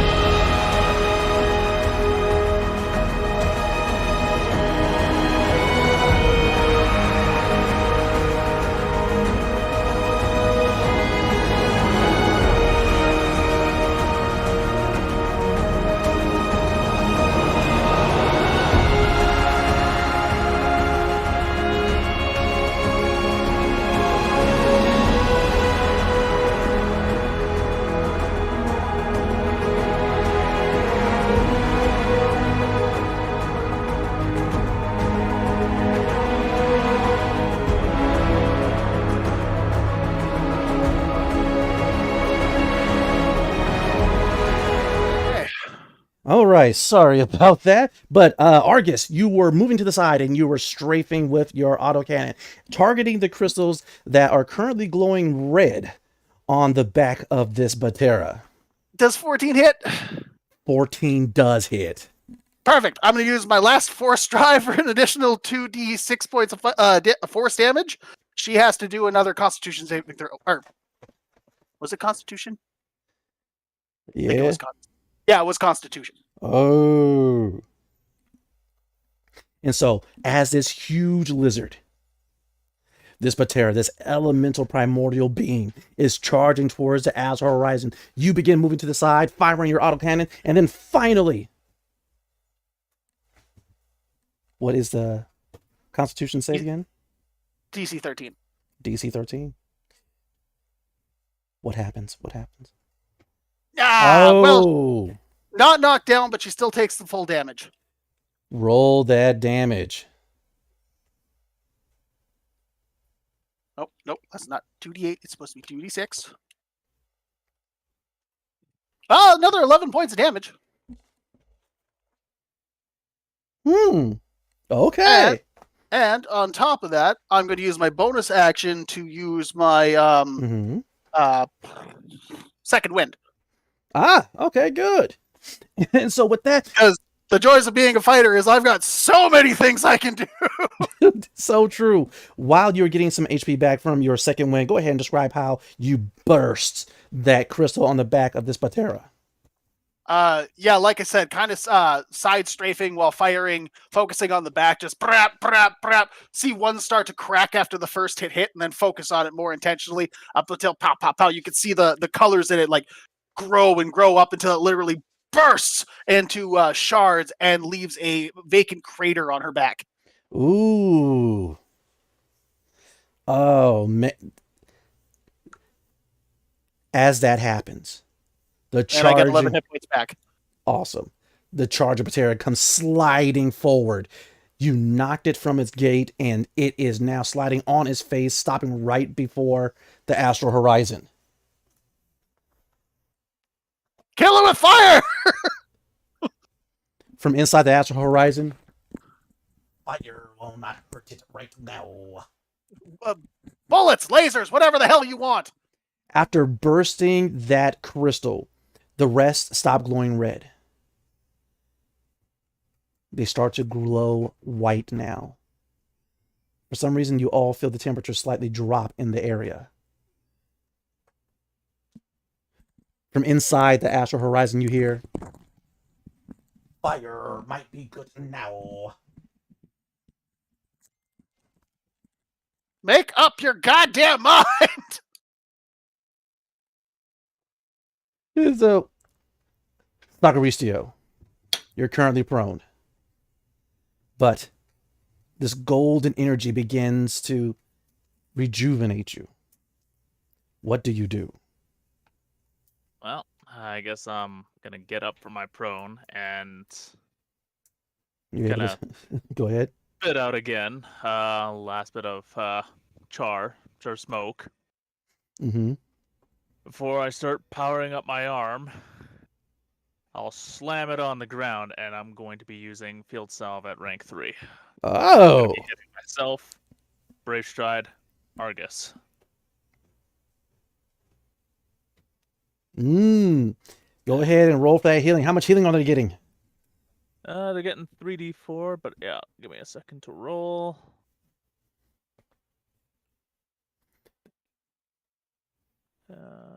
In the middle of that, special shout out to Alicia Rogers. Thank you so much for caring. The emergency's over. Everybody's fine. We each get 10 back. Ooh, 10 back. Nice. I'm one shy of full health. Oh. Wait, all of us or just the people in that area? Just the 3 that I counted. So me, Brave Stride, and Argus. Princess, have you even been hurt so far? Yeah, because I never technically took a short or a long rest after I got attacked on the stage. Mm-hmm. And then bonus action, we'll bring out another Sultroyan, because I'm assuming the first one got incinerated. It did.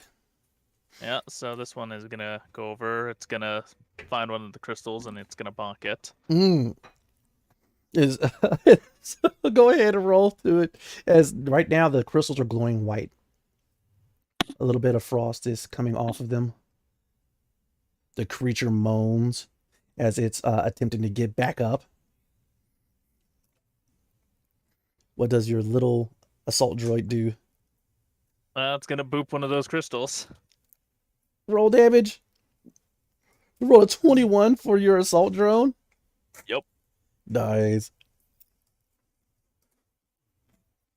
For 7 points of damage, it pretty much takes out the billy club again and just whack. And so with that, its little mechanical arm reaches into itself, pulls out a little handle, and it slings out the tip of its baton and goes to one of the smaller crystals by the elbow and just completely shatters it. This huge Batera goes and goes down on its side, almost as if as if your assault drone hit its funny bone. Oh, this is getting terrible. The creature, of course, tries to swat your drone away, but completely misses as it finally rears up and it actually begins to grab onto the Astral Horizon. The Astral Horizon's cannons are almost in position. Brave Strike, what do you do? Shoot. Pew pew. The creature is up on its hind legs. Its four claws are on the Astral Horizon. You guys are able to see this burn mark in its chest as it definitely looks like where Sakaricio burned into his flesh with his laser. But the scales are not there anymore. You should do like the seating arrangement at a church and pew, pew, pew! I think a 20 hits. A 20 definitely hits. Roll damage? Yeah, I gotta check something. I'll do that first. Plus D6 for Hunter's Mark.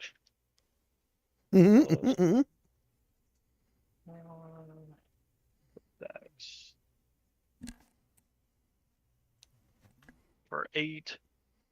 Okay.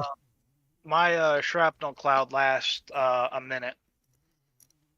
All right. Does it follow the creature or does it stay where it originally happens? I don't know. It doesn't put it in the description. I think it stays where it pops because it's just a cloud that hinders that one area. But that shot definitely went through it from Cynthia's Revenge. Various multicolored juicers are coming out of the hole, Princess Aura. As this creature is moaning, once again, the spear beckons you. I still have a second attack. I was getting ready to come right back to you. I was like, are you going to make a second attack? Because if you want, you two can attack at the same time.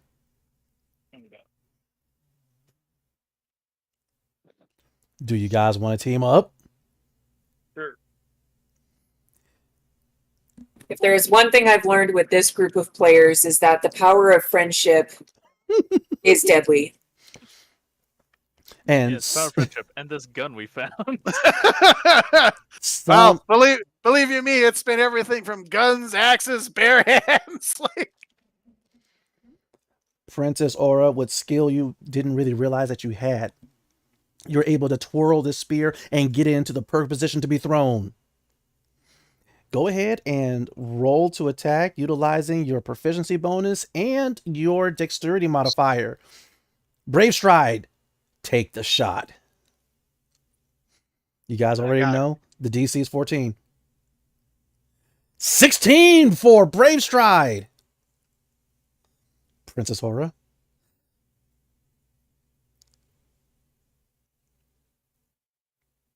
$20 for Princess Aura to chuck the spear.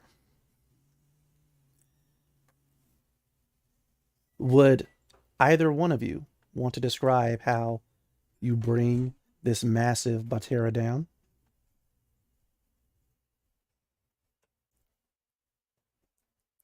Okay. Brave Stride. Still on your stomach. eye through the scope, smoke still coming off of your back from the previous fire. You ignore all pain and distraction as you just focus on bonding with Cynthia's revenge. As this massive Batera is now clawing into the astral horizon, a ship that has almost become like a home to you, you manage to see that open wound caused by Sagarisio's laser of that fresh, sensitive meat beyond the scales. You take in that breath. You squeeze the trigger. Cynthia's revenge bucks in your hands. There's a splash and a flash of energy as the round penetrates. You go ahead, hit that slide, eject the round, go ahead and fire again. As that is happening, all of a sudden, from across the hangar, Princess Aura takes a step and launches the golden tri-edge core forged spear of leadership. It flies true and arcs over, completely shattering the crystal on the head of this Batera. Prismatic sparks begin to rain down amongst you, Argus and Sacristio. The creature lets out another wail as it begins to back up. As it roars, shaking the entire hangar. Finally, inside of the astral horizon, though this Batera is defeated, Jane looks down her scope. Take this, you son of a... As she fires the cannons of the astral horizon into the Batera, blasting it back and back and back before finally it falls into the portal. And the portal closes.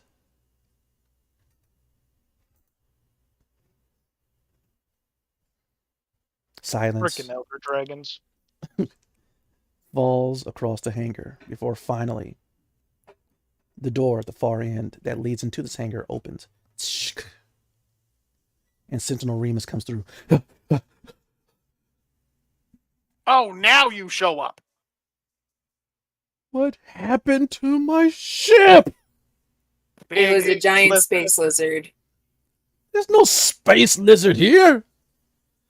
Because we closed the portal.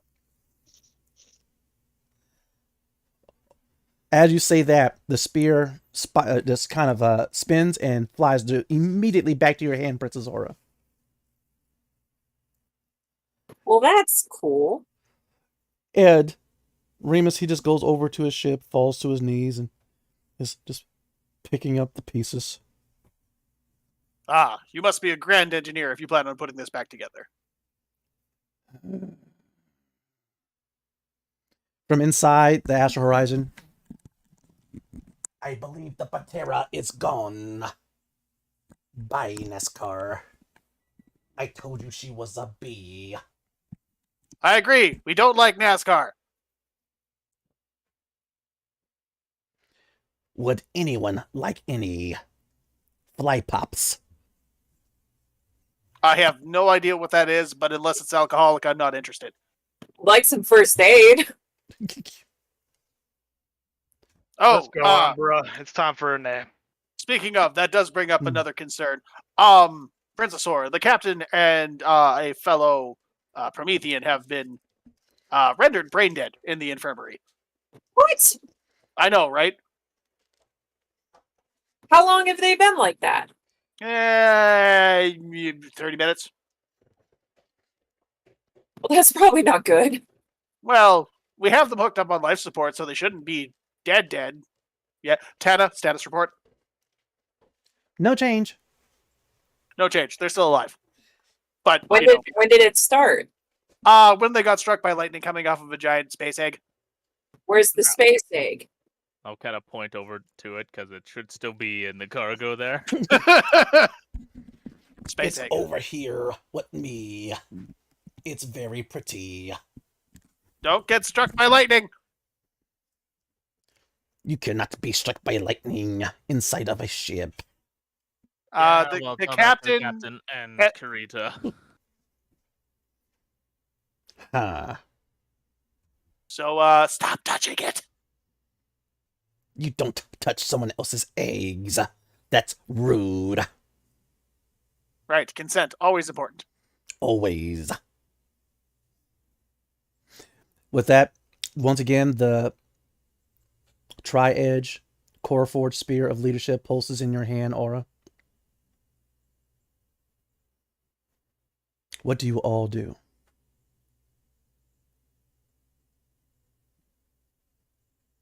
I suppose. You have no idea, honestly. I'm gonna go up to Jane.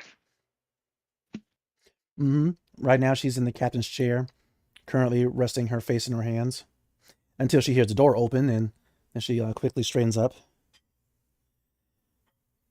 Brave stride. Good work out there. Thank you. I have a suggestion for you. Maybe we need to go to a more neutral planet for a bit. Agreed.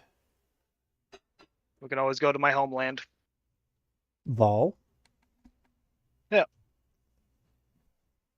I hear it's Glowing Rivers is one of the most beautiful things in the Silrain Arc. And some hot springs that are good for health. We have more information on creatures, beasts, you name it. Might be also good medical care for whatever we got going on back there. With that, she kind of wipes away a tear. I see where you're getting at. Think we could take a break from this piece of shit rock we're on. The door opens up. And Tana, she's coming through with the scanner. Oh, what's going on? Well, Brave Stride, I saw you wander in here. And Thinking we're going to Val. why are we going to Val? That place is dangerous. I just look at her. With that, Jane, she gets up from the seat. Tana, any change in my husband or in the other Promethean? Oh, no, they are still physically stable. Their life signs are strong. Still mentally gone, but nothing's changed. Captain. Instead of going to Val, perhaps we can take them to Dindus, to the Science Guild, where science can help us fix this.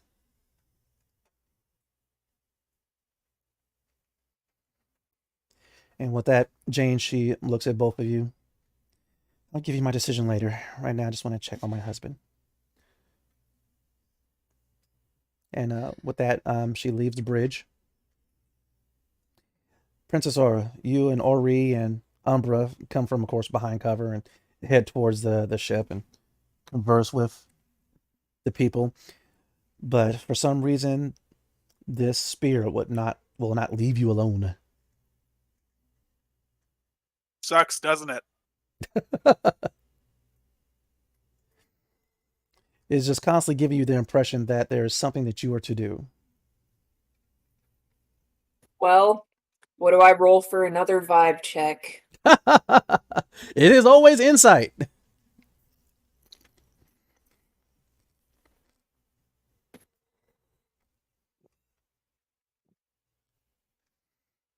But with that, once again, you bring the blade up. And wow, what a 22. I'm glad you weren't really in that fight with all these high rolls. You would have been over really quick. You bring the Tri-Edge Core Forged Spear of Leadership up. Take a moment and you concentrate. And as soon as you close your eyes to concentrate on what it's trying to get you to do, there's a flash and you are in this other space. Everything is white aside from the rainbow-colored ground under your feet. In the far distance, you do see Cynthia's egg. And you see the energy form of Captain Jonathan Archer. The energy form of someone else. And they're just simply touching the egg. These silvery wisps of energy are coming off of them, off into the distance behind you somewhere. What do you do, Aura? I'm gonna approach them. As you do, they turn and they look at you, and you see their mouths moving, but you hear no sound. And As soon as I get close enough, I'm going to try to touch the captain. all right, you go ahead and you touch him. You still are unable to hear any sound, but it seems as if you're able to communicate with them. They seem happy, blissful.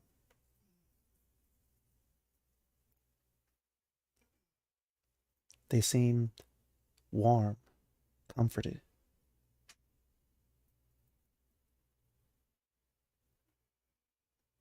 I'm going to inspect the egg without touching it.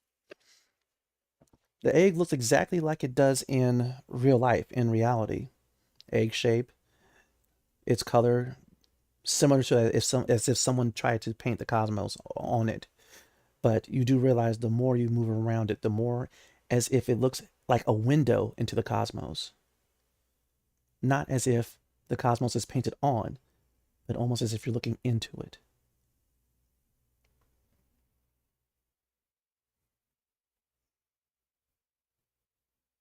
Hey, you in there. Are you lonely? Is that why you're making people stay with you? Dag nabbit. Excuse me. With that, you feel an energy come off of the egg, completely agreeing with what you have felt. The being inside of this egg is lonely and merely wishes to be with others.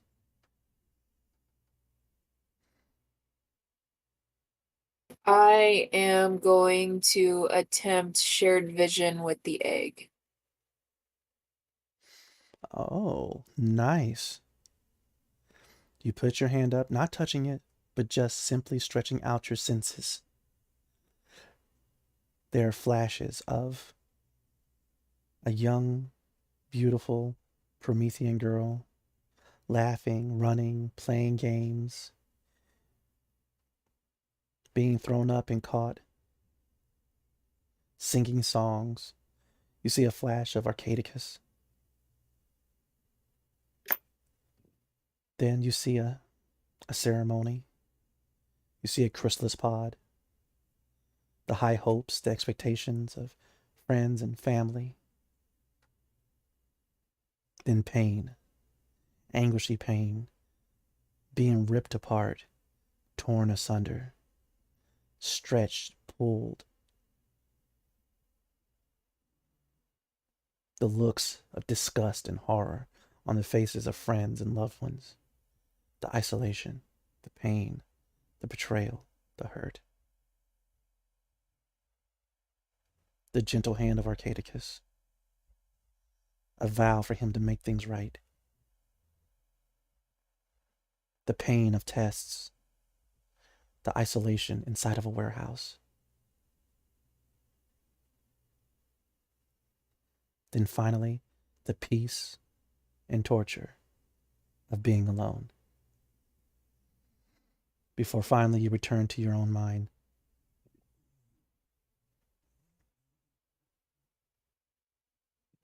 And now you're able to see it is through the pain of being alone that she has chained Captain Jonathan Archer and Carita to her.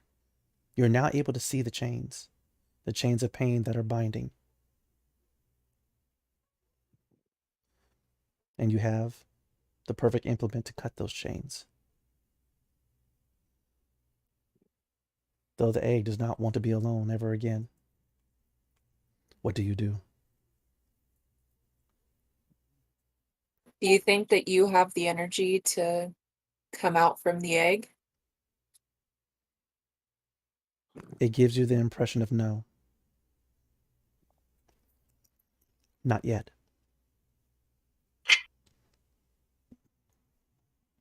Would it be a long time or a short time before you could? Short. you feel. It feels as if it wants outside, though you're not sure what that means.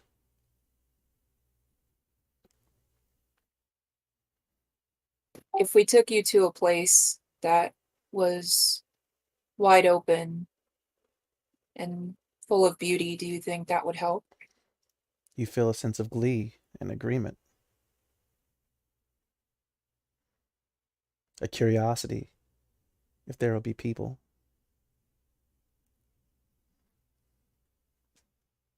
It doesn't want to be alone.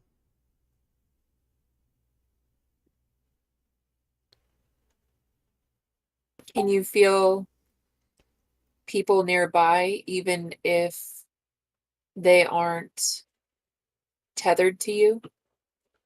It does. I have to sever these ties that you have with these two because their bodies will not be able to last much longer if they stay this way. But we will all stay with you and take you to a place that you can come out of the egg. You feel as if it's worried, scared. It's asking if you promise.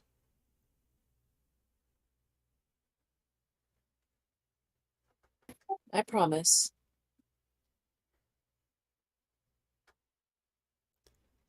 With that, the chains of pain that are binding Captain Jonathan Archer and Karita break.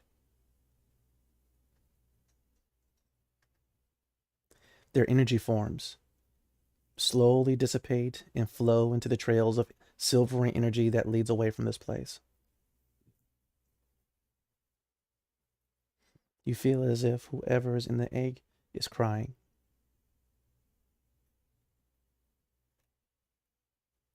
What do you do, Aura? I reach out and touch the egg. And with that, the comfort and healing begins. Back aboard the Astral Horizon, Tana's device begins to flash. Oh, there's a change. There's a change. I got brainwaves. I have neural energy. I have neural connects here. They're back.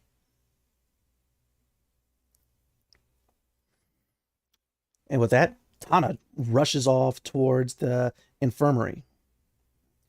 Sagaricio, Argus, Brave Stride, what are you three doing? I'm going to be going with Tana to the medical lab. Mm-hmm. Saga? I'm kind of still there with Aura, and I'm just kind of curious as to what she's doing, because it probably looks like she hasn't done much for the last little bit. She's just sort of standing there. Yep, holding the spear. Kind of wave my hand in front of her eyes to see if she's all there. She hasn't returned yet, so she has no idea that you're sitting here with your hand in front of her face going, hoo-hoo. Well, I'll stay here with her and Ori, and Mm-hmm. You look down and you see Ori is just next to Princess Aura, eyes closed, hands in the shape of the triangle, offering a prayer in support of her friend. Brave Stride, what are you doing?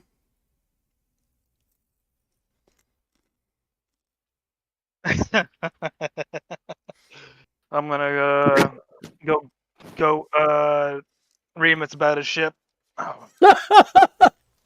So you rush out of the Astral Horizon, and he's just still like looking at the parts and picking them up. Oh, must suck not having a ship. That's weird. Yeah, this rock, just a space station all alone, nowhere to go. Some giant lizard, just man, bad luck, dude.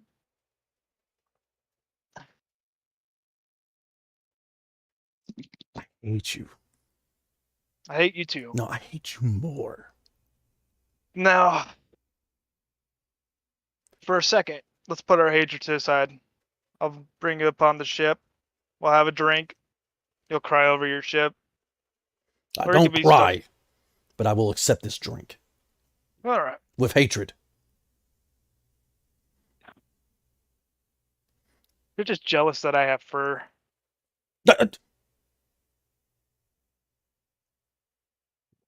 I am Kesh. We do not need hair or fur. We are aesthetically smooth. But what is it like?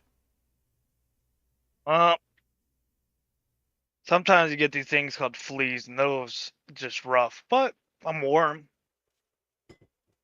Some people like to use me as support. They just pet me. It kind of gets annoying. I want to bite off their hands sometime. You smell as if someone tried to cook you. Yes, that lizard that took out your ship. Where did this lizard go? Into a hole of space. Disappeared.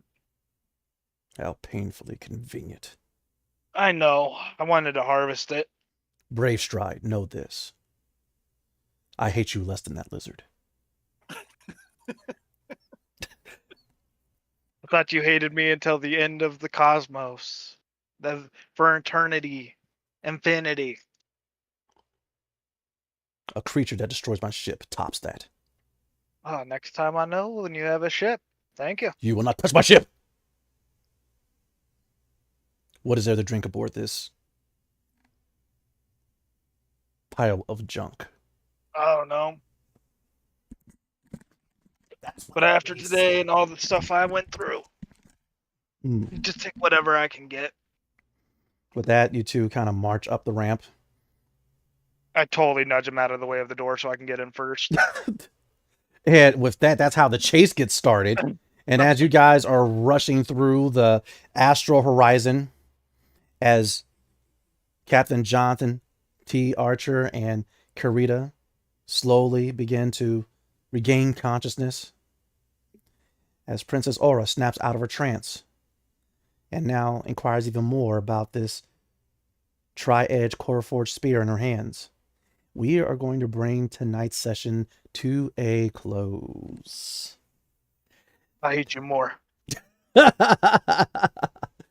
Thank you again for everyone that joined us and for everyone who's going to be watching this. Make sure to like, comment, and subscribe. All right, hit us with those comments. All right, or hit me up on Facebook at Cobalt GM's ttrpg zone and various other social medias that hopefully I'll link in the description one of these days. But till then, we're all going to get some much needed rest and good night.